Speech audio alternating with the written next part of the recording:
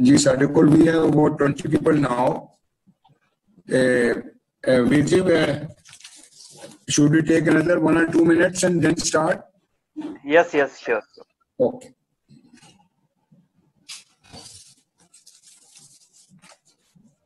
Let's start. Lavan. एक minute मैं लैला वीर जी, मैं अमरजीत वीर जी दी विचार सुन रहा, बहुत आनंद आ रहा है। ਹੁਣ ਅੱਜ ਇਹਨਾਂ ਦੇ ਵਿਚਾਰ ਸੁਣਾਂਗੇ, ਬਹੁਤ ਵੱਡਾ ਉਪਰਾਲਾ ਹੈ। ਵਾਹਿਗੁਰੂ ਮਿਹਰ ਕਰੇ। ਜੀ ਧੰਨਵਾਦ ਜੀ।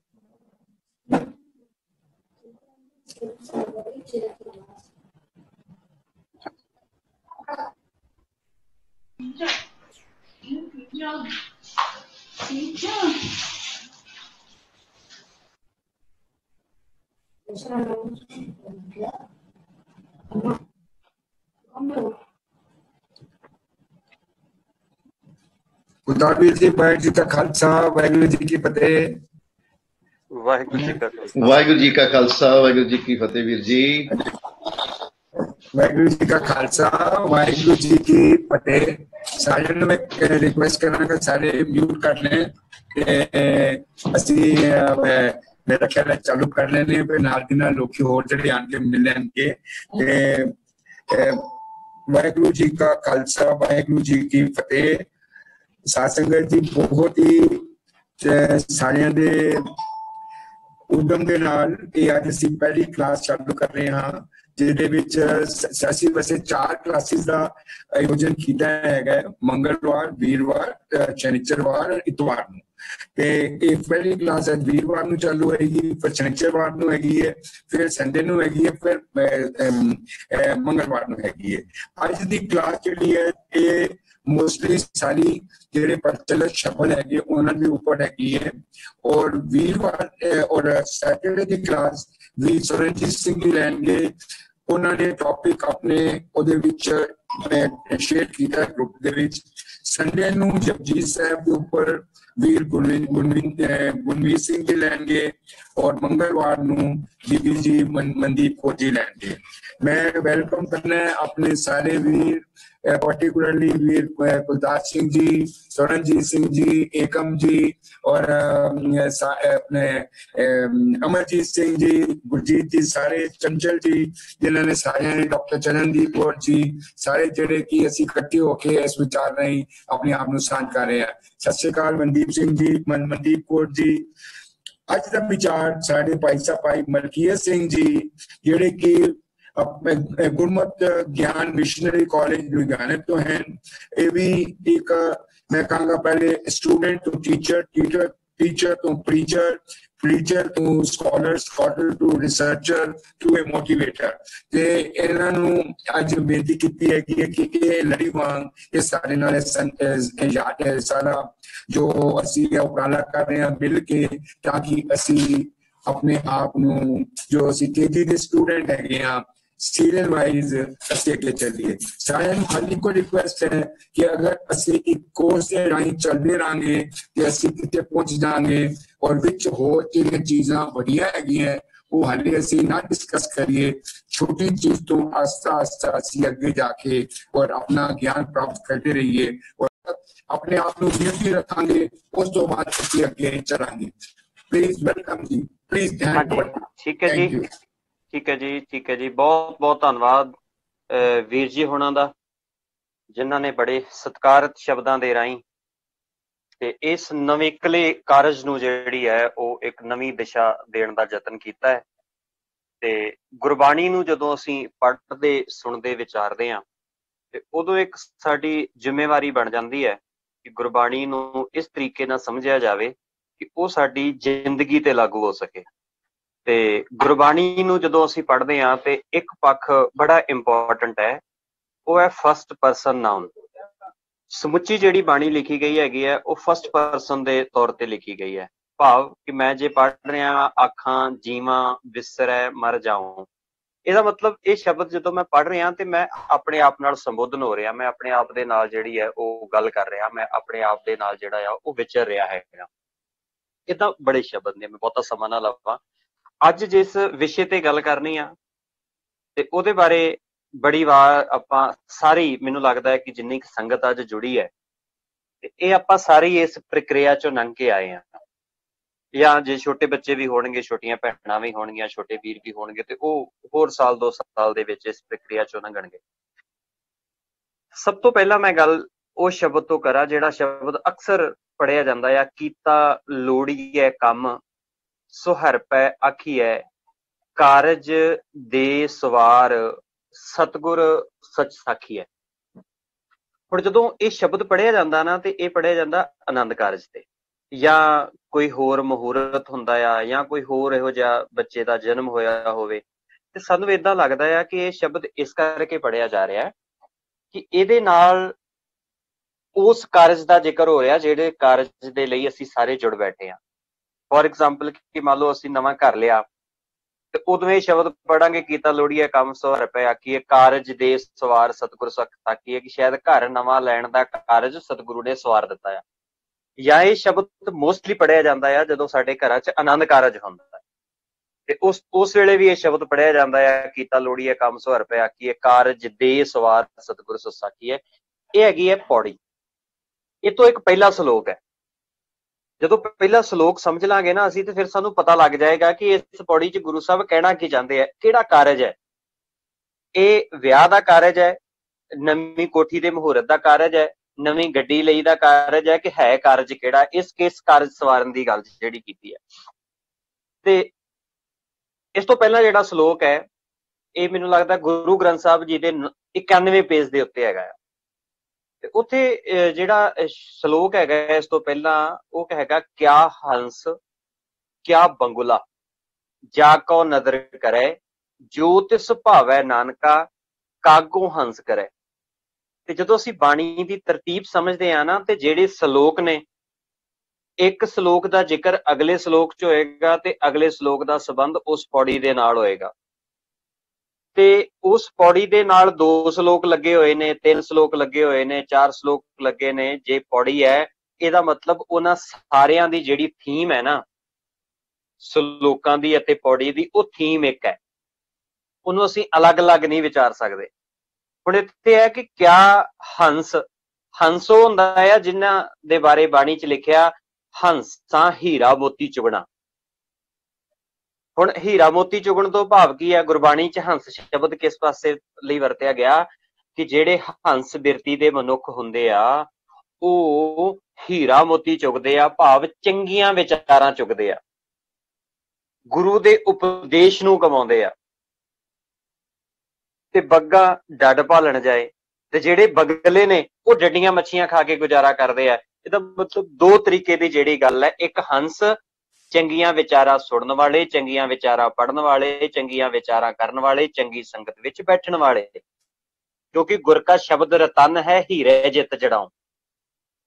ਤੇ ਜੇ ਹੰਸਾਂ ਹੀਰਾ ਮੋਤੀ ਚੁਗਣਾ ਆ, ਤੇ ਇਹ ਸਿੱਖ ਦੀ ਗੱਲ ਹੋ ਰਹੀ ਹੈ ਜਿਹਨੇ ਗੁਰ ਕਾ ਸ਼ਬਦ ਰਤਨ ਸਮਝਣਾ ਆ, ਮੱਤ ਵਿੱਚ ਰਤਨ ਜਵਾਹਰ ਮਾਣਿਕ ਸਮਝਣਾ ਆ, ਉਹ ਮੋਤੀ ਨੂੰ ਮਹਿਸੂਸ ਕਰਨਾ ਹੈ ਇਹਨੇ ਜ਼ਿੰਦਗੀ ਦੇ ਵਿੱਚ। ਤੇ ਜਦੋਂ ਇਸ ਸੰਦਰਭ 'ਚ ਵੇਖਾਂਗੇ ਕਿ ਹੰਸ ਬਿਰਤੀ ਦੇ ਲੋਕ ਹੁੰਦੇ ਆ ਜਿਹੜੇ ਗੁਰੂ ਦੀ ਸ਼ਬਦ ਦੀ ਵਿਚਾਰ ਨੂੰ ਸੁਣਦੇ ਆ, ਗੁਰੂ ਦੇ ਸਿਧਾਂਤ ਨੂੰ ਸਮਝਦੇ ਆ। ਹੁਣ ਇੱਥੇ ਗੁਰੂ ਸਾਹਿਬ ਕਹਿੰਦੇ, ਕਿਆ ਹੰਸ ਕਿਆ ਬਗੁਲਾ ਜਾ ਕੋ ਨਦਰ ਕਰੇ। ਹੁਣ ਇਹਨੂੰ ਨਦਰ ਨੂੰ, ਹੁਣ ਮੰਨ ਲਓ ਕਿ ਇਹੀ ਮੇਰੇ ਤੇ ਕਿਰਪਾ ਆ ਕਿ ਮੇਰੇ 95% ਆਣ, ਪਰ ਰੱਬ ਦੀ ਕਿਰਪਾ ਉਦੋਂ ਹੀ ਮੇਰੇ ਤੇ ਹੋਣੀ ਹੈ, ਨਦਰ ਉਦੋਂ ਹੀ ਹੋਣੀ ਹੈ ਜਦੋਂ ਮੈਂ 95% ਲੈਣ ਦੇ ਲਈ ਯਤਨਸ਼ੀਲ ਹਾਂ। ਉਹਦੇ ਲਈ 3 ਚੀਜ਼ਾਂ ਵੇਖਣੀਆਂ ਪੈਣਗੀਆਂ। ਇੱਕ ਲਗਨ ਵੇਖਣੀ ਪਏਗੀ, ਇੱਕ ਕਮਿਟਮੈਂਟ ਵੇਖਣੀ ਪਏਗੀ, ਤੇ ਇੱਕ ਵਕਤ ਵੇਖਣਾ ਪਏਗਾ, ਸਮਾਂ ਵੇਖਣਾ ਪਏਗਾ। ਜਦੋਂ ਇਹ 3 ਚੀਜ਼ਾਂ ਨੂੰ ਨਾਲ ਲੈ ਕੇ ਮੈਂ ਚੱਲਾਂਗਾ, ਤੇ ਆਟੋਮੈਟਿਕਲੀ ਕੀ ਹੋਏਗਾ ਕਿ ਮੇਰੇ ਸੰਦਰਭ ਦੇ ਵਿੱਚ, ਮੇਰੀ ਜ਼ਿੰਦਗੀ ਦੇ ਵਿੱਚ ਰੱਬ ਦੀ ਬਖਸ਼ਿਸ਼ ਹੋਏਗੀ। ਭਾਵ ਉਦਾਹਰਣ ਸੀ, 95% ਰੱਬ ਦੀ ਬਖਸ਼ਿਸ਼ ਹੈ, ਉਹਦੇ ਲਈ ਕਰਨਾ ਮੈਨੂੰ ਕੀ ਪੈ ਰਿਹਾ, ਉਹਦੇ ਲਈ ਯਤਨ ਮੈਂ ਕਿੰਨੇ ਕੀਤੇ ਨੇ। ਹੁਣ ਇਹ ਨਹੀਂ ਕਿ ਜਿਹੜਾ ਹੰਸ ਹੈ ਉਹਨੇ ਹੰਸ ਰਹਿਣਾ ਆ, ਤੇ ਜਿਹੜਾ ਬਗਲਾ ਹੈ ਉਹਨੇ ਬਗਲਾ ਰਹਿਣਾ। ਇਹ ਮਨੁੱਖ ਦੀ ਗੱਲ ਹੋ ਰਹੀ ਹੈ, ਇਹ ਪੰਛੀ ਦੀ ਜ਼ਿਕਰ ਨਹੀਂ ਹੋ ਰਿਹਾ, ਸਿਰਫ ਉਦਾਹਰਣ ਪੰਛੀ ਦੀ ਹੈ। ਹੰਸ ਭਾਵ ਚੰਗੀਆਂ ਵਿਚਾਰਾਂ ਗ੍ਰਹਿਣ ਕਰਨ ਵਾਲਾ ਮਨੁੱਖ, ਬਗਲਾ ਭਾਵ ਮਾੜੀਆਂ ਗੱਲਾਂ, ਮਾੜੀਆਂ ਵਿਚਾਰਾਂ, ਮਾੜੀ ਸੰਗਤ ਵਿੱਚ ਬੈਠਣ ਵਾਲਾ ਮਨੁੱਖ। ਕਿਆ ਹੰਸ ਕਿਆ ਬਗੁਲਾ ਜਾ ਕੋ ਨਦਰ ਕਰੇ। ਤੇ ਜਦੋਂ ਸਤਿਗੁਰੂ ਨਦਰ ਕਰ ਦਿੰਦਾ ਆ ਤੇ ਉਹ ਕਾਗੋ ਹੰਸ ਹੋ ਜਾਂਦੇ ਆ। ਹੁਣ ਕਾਗੋ ਹੰਸ ਦਾ ਮਤਲਬ ਇਹ ਨਹੀਂ ਹੈਗਾ ਕਿ ਕਾਵਾਂ ਤੋਂ ਉਹ ਹੰਸ ਬਣ ਜਾਂਦੇ ਆ, ਉਹ ਕਾਂ ਬਣ ਕੇ ਨਿਕਲ ਡੁੱਬਦੇ ਆ ਤੇ ਬਾਅਦ ਚ ਚਿੱਟੇ ਬੰਗਲੇ ਹੋ ਕੇ ਆ ਹੰਸ ਬਣ ਕੇ ਆ ਜਾਂਦੇ। ਨਾ ਨਾ ਨਾ, ਗੁਰੂ ਦੀ ਸੰਗਤ ਵਿੱਚ ਮਨੁੱਖ ਆਇਆ। ਉਦਾਹਰਣ ਦੇਵਾਂ ਤਾਂ ਕਿ ਗੱਲ ਸਪਸ਼ਟ ਹੋਵੇ। ਮੰਨ ਲਓ ਮੈਨੂੰ ਚੋਰੀ ਦੀ ਆਦਤ ਹੈ, ਮੈਨੂੰ ਬੇਈਮਾਨੀ ਦੀ ਆਦਤ ਹੈ, ਮੈਂ ਕਿਸੇ ਨਾਲ ਈਰਖਾ ਕਰਦਾ ਆ, ਮੇਰੀ ਕਿਸੇ ਨਾਲ ਨਫ਼ਰਤ ਹੈ। ਜਦੋਂ ਮੈਂ ਗੁਰੂ ਦੀ ਸੰਗਤ ਚ ਗਿਆ ਤੇ ਗੁਰੂ ਦੀ ਸੰਗਤ ਚ ਜਾ ਕੇ ਮੈਨੂੰ ਏਦਾਂ ਮਹਿਸੂਸ ਹੋਇਆ ਕਿ ਜਦੋਂ ਮੈਨੂੰ ਚੋਰੀ ਦੀ ਆਦਤ ਹੈ, ਮੈਂ ਗੁਰੂ ਦੀ ਸੰਗਤ ਚ ਗਿਆ ਤੇ ਉੱਥੇ ਸ਼ਬਦ ਪੜਿਆ ਜਾ ਰਿਹਾ ਸੀਗਾ, ਚੋਰ ਕੀ ਹਾਮਾ ਭਰੇ ਨਾ ਕੋਈ। ਮੈਨੂੰ ਸਮਝ ਆਈ ਕਿ ਨਹੀਂ ਯਾਰ, ਚੋਰੀ ਤੇ ਮੰਦਾ ਕੰਮ ਹੈਗਾ ਆ, ਚੋਰ ਬੰਦੇ ਦੀ ਤੇ ਹਾਮੀ ਕੋਈ ਨਹੀਂ ਭਰਦਾ। ਹੁਣ ਮੈਂ ਹੈਗਾ ਕੀ ਸੀ? ਕਾਂ। ਮੇਰੀ ਬਿਰਤੀ ਕੀ ਸੀ? ਮਾੜੀ। ਪਰ ਗੁਰੂ ਦੀ ਸੰਗਤ ਵਿੱਚ ਜਾ ਕੇ ਕਾਗੋ ਹੰਸ ਹੋ ਗਿਆ, ਸਮਝ ਲੱਗ ਗਈ ਕਿ ਆਹ ਕੰਮ ਮਾੜਾ ਹੈ। ਇੱਕ ਉਦਾਹਰਣ ਹੋਰ, ਮੰਨ ਲਓ ਕਿ ਮੈਨੂੰ ਬੁਰੇ ਕੰਮਾਂ ਦੀ ਆਦਤ ਹੈ, ਮੈਂ ਨਸ਼ਾ ਕਰਦਾ ਆ, ਮੈਂ ਸ਼ਰਾਬ ਪੀਣਾ ਆ, ਮੈਂ ਕੁਛ ਵੀ ਗਲਤ ਕੰਮ ਕਰਦਾ ਆ, ਗਾਲੀ ਗਲੋਚ ਕਰਦਾ। ਪਰ ਜਦੋਂ ਮੌਕਾ ਮਿਲਦਾ ਮੈਂ ਗੁਰਦੁਆਰੇ ਵੀ ਚਲੇ ਜਾਂਦਾ, ਮੈਂ ਜਾ ਕੇ ਬਾਣੀ ਵੀ ਪੜ੍ਹ ਲੈਣਾ, ਮੈਂ ਜਾ ਕੇ ਸੇਵਾ ਵੀ ਕਰ ਲੈਣਾ, ਪਰ ਮੇਰੇ ਅੰਦਰ ਦੀ ਉਹ ਬਿਰਤੀ ਨਹੀਂ ਆ ਰਹੀ। ਇਹਦਾ ਮਤਲਬ ਕੀ ਹੈ ਕਿ ਕਾਉ ਕਪੂਰ ਨਾ ਚੱਖੀ। ਜਿਵੇਂ ਕਾਂ ਦਾ ਸੁਭਾਅ ਹੁੰਦਾ ਨਾ ਕਿ ਕਾਂ ਗੰਦ ਚ ਵੀ ਚੁੰਝ ਮਾਰਦਾ ਆ ਤੇ ਬਾਅਦ ਚ ਜਾ ਕੇ ਮੱਖਣ ਚ ਵੀ ਚੁੰਝ ਮਾਰ ਦਿੰਦਾ। ਤੇ ਜੇ ਮੇਰੀ ਬਿਰਤੀ ਨਹੀਂ ਬਦਲੀ, ਇਹਦਾ ਮਤਲਬ ਜੇ ਮੈਂ ਕਾਂ ਵਾਂ, ਕਾਗੋ ਹੰਸ ਨਹੀਂ ਹੋਇਆ। ਤੇ ਜਿਸ ਦਿਨ ਮੈਂ ਬਿਰਤੀ ਬਣਾ ਲਈ, ਆਪਣੀ ਸੋਚ ਬਣਾ ਲਈ ਕਿ ਅੱਜ ਤੋਂ ਮਾੜੇ ਕੰਮ ਛੱਡੇ, ਮਾੜੇ ਰਾਹ ਤੇ ਜਾਣਾ ਛੱਡਿਆ, ਮਾੜੇ ਉਪਦੇਸ਼ ਨੂੰ ਕਮਾਉਣਾ ਛੱਡਿਆ, ਸੱਚ ਦੇ ਰਾਹ ਤੇ ਤੁਰ ਪਿਆ, ਤੇ ਸੱਚ ਕਮਾਉਣ ਦੇ ਲਈ ਜਦੋਂ ਮੈਂ ਤੁਰਿਆ, ਭਾਵੇਂ ਮੈਂ ਇਕੱਲਾ ਰਹਿ ਜਾ, ਪਰ ਮੈਨੂੰ ਆਪਣੇ ਆਪ ਚ ਸਕੂਨ ਹੋਏਗਾ ਕਿ ਮੈਂ ਘੱਟੋ ਘੱਟ ਇੱਕ ਦਾਣਾ ਚੁਗਣ ਦਾ ਯਤਨ ਕੀਤਾ ਆ। ਇਹ ਹੈ ਕਾਗੋ ਹੰਸ। ਇਹ ਹੈ ਮਨੁੱਖ ਨੇ ਕਾਂ ਵਾਲੀ ਬਿਰਤੀ ਛੱਡ ਕੇ ਹੰਸ ਵਾਲੀ ਬਿਰਤੀ ਬਣਨੀ ਆ। ਹੁਣ ਇਸ ਤੋਂ ਅਗਲੀ ਉਹ ਪੌੜੀ ਹੈ ਜਿਹਨੂੰ ਅਸੀਂ ਪੜ੍ਹਦੇ ਹਾਂ, ਕੀਤਾ ਲੋੜੀਏ ਕੰਮ ਸੋ ਹਰ ਪੈ ਆਖੀਐ। ਅਗਲੇ ਬੰਨੇ ਜਦੋਂ ਪੜੋਗੇ ਨਾ, ਕਾਰਜ ਦੇ ਸਵਾਰ, ਜਿਹੜਾ ਕਾਰਜ ਹੈ, ਜੇ ਨੂੰ ਲੱਗਿਆ ਹੋਇਆ ਇੱਕ ਔਂਕੜ, ਤੇ ਔਂਕੜ ਇੱਕ ਵਚਨ ਦਾ ਪ੍ਰਤੀਕ ਹੈ। ਇਹਦਾ ਮਤਲਬ ਉਹ ਗੱਲ ਕਿਸੇ ਇੱਕ ਵਚਨ ਦੀ ਹੋ ਰਹੀ ਹੈ, ਤੇ ਉਹ ਇੱਕ ਵਚਨ ਕੀ ਹੈ? ਮੇਰਾ ਜੀਵਨ, ਮੇਰੀ ਜ਼ਿੰਦਗੀ, ਮੇਰਾ ਮਨੁੱਖਾ ਜਨਮ ਇੱਕ ਵਚਨ ਹੈ ਜਿਹੜਾ। ਹੇ ਅਕਾਲ ਪੁਰਖ ਜੀ, ਸੱਚੇ ਸਤਿਗੁਰੂ ਦੀ ਸਾਖੀ ਦੇ ਨਾਲ ਮੇਰਾ ਜ਼ਿੰਦਗੀ ਰੂਪੀ ਕਾਰਜ ਸਵਾਰ ਦੇ। ਮੇਰਾ ਜ਼ਿੰਦਗੀ ਰੂਪੀ ਕਾਰਜ, ਭਾਵ ਜਿਹੜਾ ਮੈਂ ਕਾਂ ਸੀ ਹੰਸ ਬਣ ਜਾ, ਜਿਹੜਾ ਬੰਗਲਾ ਸੀ ਉਹ ਹੁਣ ਮੈਂ ਹੰਸ ਵਾਲੀ ਬਿਰਤੀ ਲੈ ਆਵਾਂ। ਇਹ ਹੈ ਕਾਰਜ ਸਵਾਰਨਾ। ਉੱਥੇ ਵਿਆਹ ਦਾ ਕਾਰਜ ਬਾਰੇ ਜਿਹੜਾ ਆ ਉਹ ਬਿਲਕੁਲ ਜ਼ਿਕਰ ਨਹੀਂ ਹੈ। ਉੱਥੇ ਇਹ ਸ਼ਬਦ ਉੱਥੇ ਪਤਾ ਨਹੀਂ ਕਿਸ ਭਾਵਨਾ ਚੋਂ ਪ੍ਰਚਲਿਤ ਹੋਇਆ ਤੇ ਕਿਉਂ ਪੜ੍ਹਿਆ ਜਾਣ ਲੱਗਾ। ਅਗਲੀ ਗੱਲ, ਸੰਤਾਂ ਸੰਗ ਨਿਧਾਨ। ਨਿਧਾਨ ਦਾ ਅਰਥ ਹੁੰਦਾ ਆ ਖਜ਼ਾਨਾ, ਗੁਣਾਂ ਦਾ ਖਜ਼ਾਨਾ। ਜਦੋਂ ਮੈਂ ਗੁਰੂ ਦੀ ਸੰਗਤ ਵਿੱਚ ਬੈਠਾ, ਗੁਰੂ ਦੇ ਉਪਦੇਸ਼ ਨੂੰ ਕਮਾਇਆ, ਸੰਤਾਂ ਸੰਗ ਨਿਧਾਨ ਅੰਮ੍ਰਿਤ ਚਾਖੀਐ। ਅੰਮ੍ਰਿਤ ਰੂਪੀ ਵਿਚਾਰਾਂ, ਅੰਮ੍ਰਿਤ ਰੂਪੀ ਖਜ਼ਾਨਾ ਮੈਂ ਚਖਣਾ ਸ਼ੁਰੂ ਕਰ ਦਿੱਤਾ, ਮੈਂ ਖਾਣਾ ਸ਼ੁਰੂ ਕਰ ਦਿੱਤਾ। ਪਰ ਹੁੰਦਾ ਅਗਲੇ ਬੰਨੇ ਕੀ ਹੈ? ਜੇ ਕੋ ਖਾਵੈ ਜੇ ਕੋ ਪੁੰਚੈ। ਅਸੀਂ ਸਾਰੇ ਖਾਣਾ ਖਾਂਦੇ ਹਾਂ, ਜਿਹੜਾ ਖਾਣਾ ਖਾ ਕੇ ਸਾਨੂੰ ਉਲਟੀ ਹੋ ਜੇ, ਉਹ ਖਾਣਾ ਸਾਡੇ ਸਰੀਰ ਨੂੰ ਲੱਗਦਾ ਨਹੀਂ, ਜਾਂ ਜਿਹੜਾ ਖਾਣਾ ਸਾਡਾ ਸਰੀਰ ਪਚਾਵੇ ਨਾ, ਉਹ ਵੇਸਟ ਚਲਾ ਜਾਂਦਾ ਆ। ਉਹਦੇ ਨਾਲ ਸਾਡੇ ਸਰੀਰ ਨੂੰ ਜਿਹੜਾ ਆ ਖੂਨ ਨਹੀਂ ਮਿਲਦਾ, એનર્ਜੀ ਨਹੀਂ ਮਿਲਦੀ। ਇਸੇ ਤਰੀਕੇ ਨਾਲ ਉਹਦਾ ਉਧਾਰ ਹੋਏਗਾ। ਤੇ ਇੱਥੇ ਵੀ ਇਹੀ ਗੱਲ ਹੈ, ਕਾਰਜ ਦੇ ਸਵਾਰ, ਜ਼ਿੰਦਗੀ ਰੂਪੀ ਕਾਰਜ ਸਵਰ ਜਾਏਗਾ। ਉਹ ਚ ਹੋਏਗਾ ਕਿ ਸੰਤਾਂ ਸੰਗ ਨਿਧਾਨ, ਗੁਰੂ ਦੀ ਉਪਦੇਸ਼, ਗੁਰੂ ਦੇ ਸਿਧਾਂਤ, ਗੁਰੂ ਦਾ ਖਜ਼ਾਨਾ, ਗਿਆਨ ਰੂਪੀ ਖਜ਼ਾਨਾ ਜਿਹੜਾ ਆ, ਉਹਦੇ ਅੰਮ੍ਰਿਤ ਨੂੰ ਮੈਂ ਚੱਖਣਾ ਸ਼ੁਰੂ ਕਰ ਦੇਵਾਂ। ਫਿਰ ਕੀ ਹੋਏਗਾ? ਭੈ ਭੰਜਨ ਮਿਹਰਬਾਨ ਦਾਸ ਕੀ ਰਾਖੀ ਹੈ। ਉਹ ਅਕਾਲ ਪੁਰਖ ਮੇਰੇ ਤੇ ਮਿਹਰਬਾਨ ਹੋ ਜਾਏਗਾ। ਅਗਲੇ ਅਰਥ ਇਹਦੇ ਸਪਸ਼ਟ ਨੇ, ਕੁਝ ਤੁਸੀਂ ਪ੍ਰੋਫੈਸਰ ਸਾਹਿਬ ਸਿੰਘ ਵਾਲੇ ਪੜ੍ਹ ਸਕਦੇ ਆ। ਸਿਰਫ ਕਾਰਜ ਜਿਹੜਾ ਸ਼ਬਦ ਸੀ ਉਹਦਾ ਸੰਦਰਭ ਸਮਝਣ ਵਾਲਾ ਸੀ ਕਿ ਕਾਰਜ ਦਾ ਮਤਲਬ ਹੈ ਮੇਰਾ ਮਨੁੱਖਾ ਜਨਮ, ਮੇਰੀ ਮਨੁੱਖਾ ਦੇਹੀ, ਮੈਂ ਆਪਣੇ ਜੀਵਨ ਨੂੰ ਸਵਾਰਨਾ ਆ। ਤੇ ਜਿਸ ਦਿਨ ਮੈਂ ਆਪਣੇ ਜੀਵਨ ਨੂੰ ਸਵਾਰ ਲਿਆ, ਆਪਣੇ ਆਪ ਨੂੰ ਸਵਾਰ ਲਿਆ, ਉਸ ਦਿਨ ਮੇਰਾ ਜ਼ਿੰਦਗੀ ਰੂਪੀ ਕਾਰਜ ਜਿਹੜਾ ਆ ਉਹ ਸਵਰ ਜਾਏਗਾ। ਤੇ ਕਾਰਜ ਸਵਰਨ ਦਾ ਜਿਹੜਾ ਕ੍ਰੈਡਿਟ ਹੈ ਉਹ ਗੁਰੂ ਨੂੰ ਜਾਏਗਾ, ਕਿਉਂਕਿ ਗੁਰੂ ਨੇ ਮੇਰੇ ਤੇ ਕਿਰਪਾ ਕਰਕੇ ਮੇਰੇ ਜੀਵਨ ਨੂੰ ਜਿਹੜਾ ਆ ਉਹ ਸੋਹਣਾ ਬਣਾਇਆ ਹੈ। ਤੇ ਇਸ ਸੰਦਰਭ ਨੂੰ ਅਸੀਂ ਸਮਝਾਂਗੇ। ਮੈਨੂੰ ਲੱਗਦਾ ਹੈ ਕਿ ਕਲੀਅਰ ਹੋਏਗਾ। ਫਿਰ ਵੀ ਜਿਹੜਾ ਸਵਾਲ ਜੇ ਕਿਸੇ ਦਾ ਹੋਏਗਾ ਇਹਦੇ ਨਾਲ ਰਿਲੇਟਡ, ਉਹ ਤੁਸੀਂ ਬਾਅਦ ਚ ਵੀ ਜਿਹੜਾ ਆ ਉਹ ਕਰ ਸਕਦੇ ਆ, ਤੇ ਉਹ ਨੋਟ ਕਰ ਲਿਓ ਤੁਸੀਂ। ਸਵਾਲ ਆਪਾਂ ਇਕੱਠੇ ਲਵਾਂਗੇ ਸਾਰਿਆਂ ਦੇ। ਹਾਂਜੀ, ਦੂਸਰਾ ਸ਼ਬਦ ਸੀਗਾ ਜਿਹੜਾ ਆਪਾਂ ਅੱਜ ਵਿਚਾਰਨਾ ਸੀਗਾ, ਇੱਕ ਤੇ ਸ਼ਬਦ ਪੜਿਆ ਜਾਂਦਾ ਆ ਹਮ ਕਰ ਸਾਜਨੇ ਆਏ, ਸਾਚੇ ਮੇਲ ਮਿਲਾਏ, ਸਹਿਜ ਮਿਲਾਏ, ਹਰ ਮਨ ਭਾਏ, ਪੰਚ ਵੇਲੇ ਸੁਖ ਪਾਇਆ। ਇਹ ਸ਼ਬਦ ਪੜਿਆ ਜਾਂਦਾ ਜਦੋਂ ਬਰਾਤ ਦਾ ਢੁਕਾ ਹੁੰਦਾ। ਇਮਾਨਦਾਰੀ ਨਾਲ ਦੱਸਿਓ, ਜਿੰਨੇ ਕੁ ਵਿਆਹਾਂ ਚ ਤੁਸੀਂ ਗਏ ਹੋਵੋਗੇ, ਮੈਨੂੰ ਦਿੱਲੀ ਬਾਰੇ ਨਹੀਂ ਬਹੁਤਾ ਪਤਾ, ਤੇ ਜਿਨ੍ਹਾਂ ਲਈ ਇਹ ਸ਼ਬਦ ਪੜਿਆ ਜਾਂਦਾ ਤੇ ਉਹਨਾਂ ਨੇ ਜਾਂਦੇ ਹੀ ਪੈਲਸ ਦੇ ਵਿੱਚ ਕਈਆਂ ਨੇ ਪੈਗ ਲਾਉਣੇ ਹੁੰਦੇ ਆ। ਉਹ ਮਜਬੂਰੀ ਵਸ ਆਏ ਹੁੰਦੇ ਆ ਕਿ ਮਤਲਬ ਚਲੇ ਜਾਈਏ, ਇਹ ਨਾ ਹੋਵੇ ਕਿ ਬਾਅਦ ਚ ਵਿਆਹ ਵਾਲਾ ਮੁੰਡਾ ਕਵੇ ਕਿ ਮੇਰਾ ਮਾਮਾ ਨਹੀਂ ਆਇਆ, ਤੇ ਮੇਰਾ ਤਾਇਆ ਨਹੀਂ ਆਇਆ, ਮੇਰਾ ਫੁੱਫੜ ਨਹੀਂ ਆਇਆ, ਮੇਰਾ ਮਾਸੜ ਨਹੀਂ ਆਇਆ, ਨਾਰਾਜ਼ ਨਾ ਹੋਣਗੇ। 99% ਲੋਕ ਜਿਹੜੇ ਆ ਜਾਂਦੇ ਹੀ ਨਹੀਂ, ਪੈਲਸ ਚ ਹੀ ਮਸਤ ਹੁੰਦੇ ਆ, ਤੇ ਗੁਰਦੁਆਰੇ ਉਹ ਜਾਣਾ ਪਸੰਦ ਨਹੀਂ ਕਰਦੇ। ਚਲੋ ਜੇ ਚਲੇ ਵੀ ਜਾਣ, ਉਹਨਾਂ ਦੇ ਵਿੱਚੋਂ ਕਿੰਨੇ ਕੁ ਹੈ ਕਿ ਜਿਨ੍ਹਾਂ ਲਈ ਇਹ ਸ਼ਬਦ ਪੜ੍ਹ ਸਕਦੇ ਆ ਕਿ ਹਮ ਕਰ ਸਾਜਨ ਆਏ। ਉਹਨਾਂ ਦਾ ਮੈਂ ਅਕਸਰ ਪੰਜਾਬ ਦੀ ਮੈਂ ਕਈ ਨਾਲ ਗੱਲ ਕਰਦਾ ਹੁੰਦਾ, ਤੇ ਦਿੱਲੀ ਦਾ ਨਹੀਂ ਮੈਨੂੰ ਪਤਾ, ਵਿਆਹਾਂ ਸ਼ਾਦੀਆਂ ਦਾ ਕੀ ਹੁੰਦਾ ਆ ਸੰਦਰਭ। ਇੱਥੇ ਜਦੋਂ ਬਰਾਤ ਚੜ੍ਹਦੀ ਹੈ ਨਾ, ਬਰਾਤ ਚੱਲਣੀ ਹੁੰਦੀ ਹੈ, ਉਦੋਂ ਹਰ ਇੱਕ ਬੰਦਾ ਆਪਣੇ ਬਿਲਕੁਲ ਟਸ਼ਨ ਹੁੰਦਾ, ਕਰੀਜ ਨਹੀਂ ਮਤਲਬ ਟੁੱਟਣ ਦਿੰਦੇ, ਮੱਥਾ ਵੀ ਝੁੱਕੇ ਨਹੀਂ ਟੇਕਦੇ ਕਿ ਮੇਰੇ ਕੋਟ ਦੀ ਜਿਹੜੀ ਪੈਂਟ ਪਾਈ ਹੈ ਮੈਂ ਉਹਦਾ ਕਿਤੇ ਕਰੀਜ ਨਾ ਖਰਾਬ ਹੋ ਜੇ। ਉਹੀ ਬੰਦੇ ਜਦੋਂ ਪੈਲਸਾਂ 'ਚ ਜਾ ਕੇ ਸ਼ਰਾਬਾਂ ਪੀਂਦੇ ਆ, ਨੱਚਦੇ ਆ, ਤੇ ਬਾਅਦ 'ਚ ਟਰਾਲੀ 'ਚ ਪਾ ਕੇ ਲਿਆਉਂਦੇ। ਕੀ ਇਹੋ ਜਿਹੇ ਬੰਦਿਆਂ ਲਈ ਸ਼ਬਦ ਪੜ੍ਹ ਸਕਦੇ ਹਮ ਕਰ ਸਾਜਨ ਆਏ?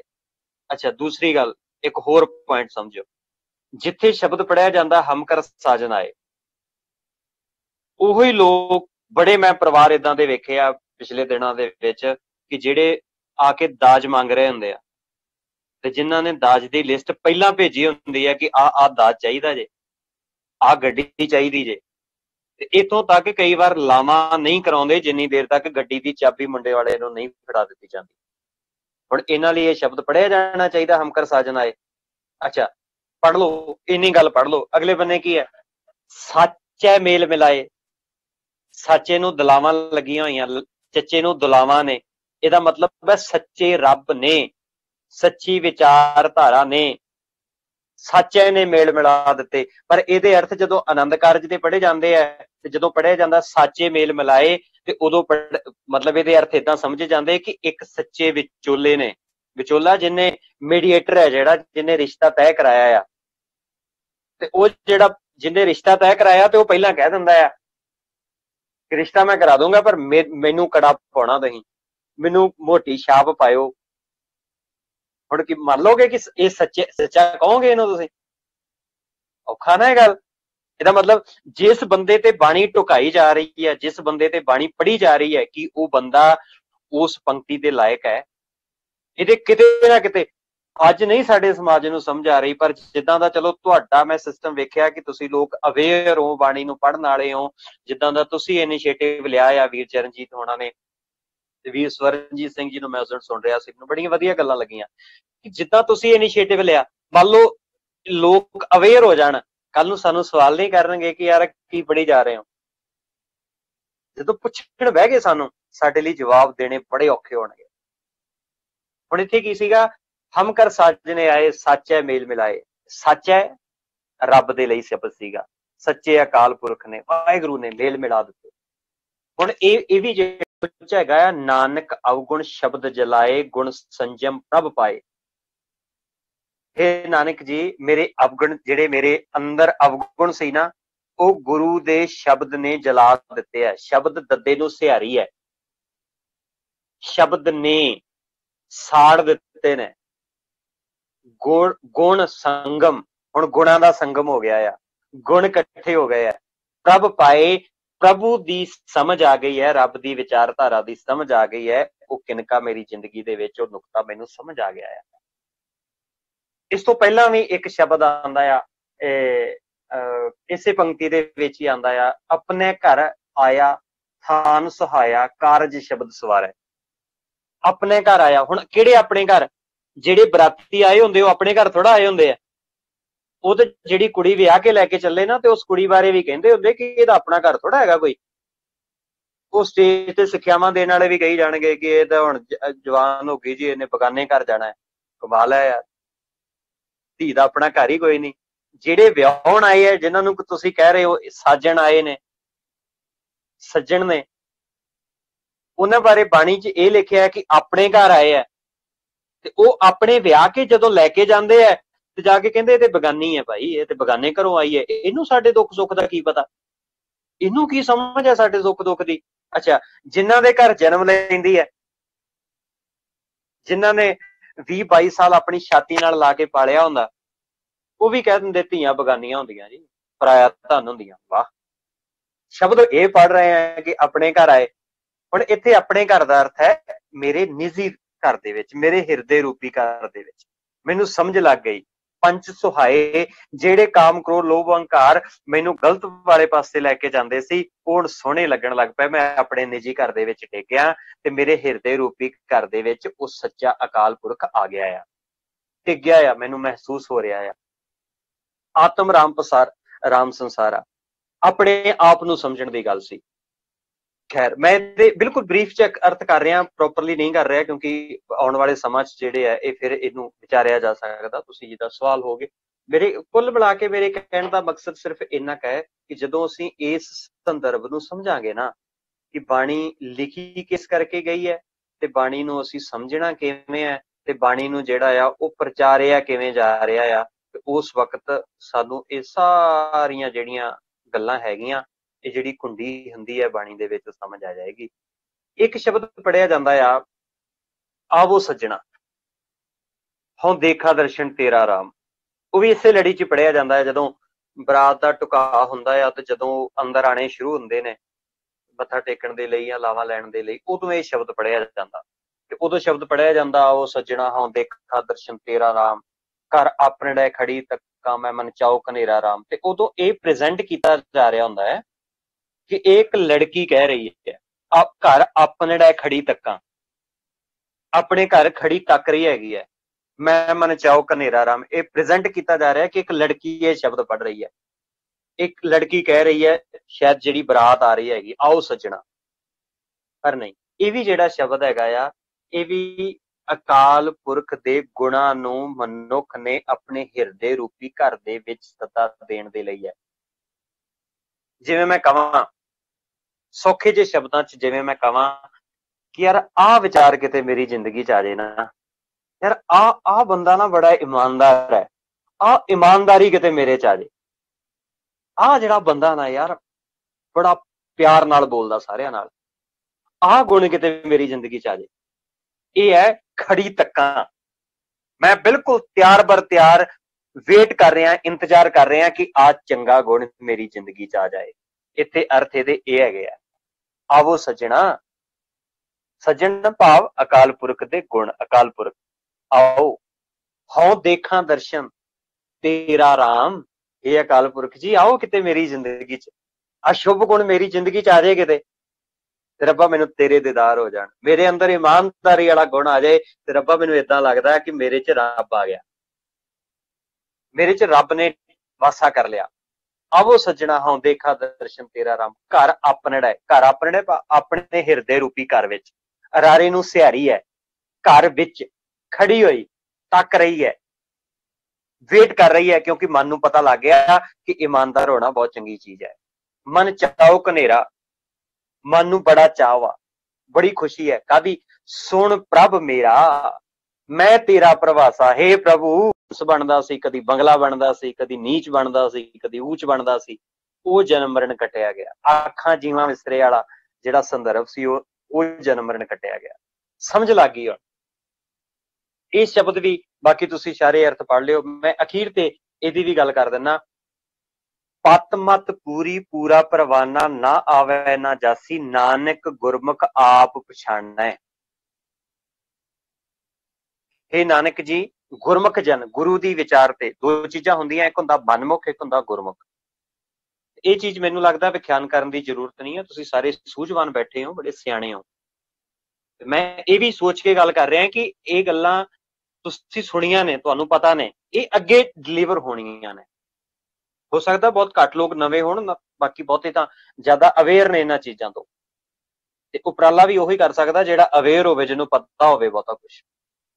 ਸੋ ਅੱਗੇ, ਨਾਨਕ ਗੁਰਮੁਖ ਆਪ ਪਛਾਣੈ। ਗੁਰਮੁਖ ਗੁਰੂ ਦੀ ਵਿਚਾਰ ਦੇ ਉੱਤੇ, ਜਿਹਦਾ ਮੁੱਖ ਗੁਰੂ ਵੱਲ ਹੈ। ਹੁਣ ਮੁੱਖ ਗੁਰੂ ਵੱਲ ਇਹ ਨਹੀਂ ਕਿ ਏਦਾਂ ਕਰਕੇ ਬਹਿ ਗੁਰੂ ਵੱਲ ਜਾਂਦਾ ਹੈ ਤੇ ਉਹ ਬਹੁਤ ਵੱਡਾ ਗੁਰਮੁਖ ਹੈ। ਇੱਕ ਨਿੱਕੀ ਜਿਹੀ ਘਟਨਾ ਆ ਤਾਂ ਕਿ ਗੱਲ ਸਮਝ ਆਵੇ ਕਿ ਮੁੱਖ ਕਰਨਾ ਕੀ ਹੈ।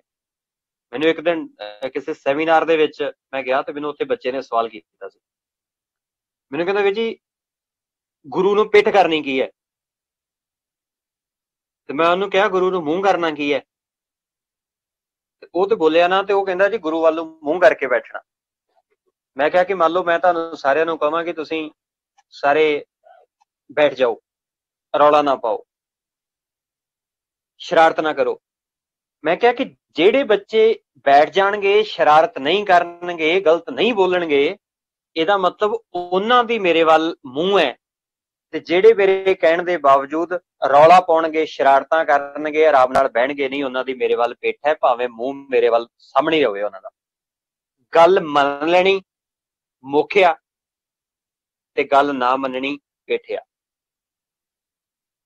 ਜੇ ਏਦਾਂ ਹੀ ਗੁਰੂ ਵੱਲ ਹੈ, ਜੇ ਗੁਰੂ ਨੂੰ ਮੱਥਾ ਟੇਕਣ ਜਾ ਰਹੇ ਹਾਂ ਅਸੀਂ ਏਦਾਂ ਮੱਥਾ ਟੇਕਦੇ ਹਾਂ, ਨਤਮਸਤਕ ਹੁੰਦੇ ਹਾਂ, ਉਸ ਤੋਂ ਬਾਅਦ ਅਸੀਂ ਕੋਸ਼ਿਸ਼ ਕਰਦੇ ਪੁੱਠੇ ਪੈਰੀ ਵਾਪਸ ਜਾਣ ਦੀ।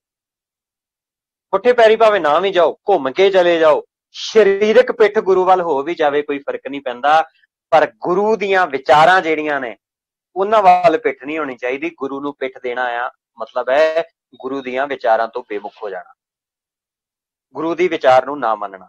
ਮੂੰਹ ਭਾਵੇਂ ਜਿੱਧਰ ਨੂੰ ਮਰਜ਼ੀ ਹੋਵੇ, ਕੋਈ ਫਰਕ ਨਹੀਂ ਪੈਂਦਾ। ਇਹ ਹੈ ਗੁਰਮੁਖ ਹੋਣਾ।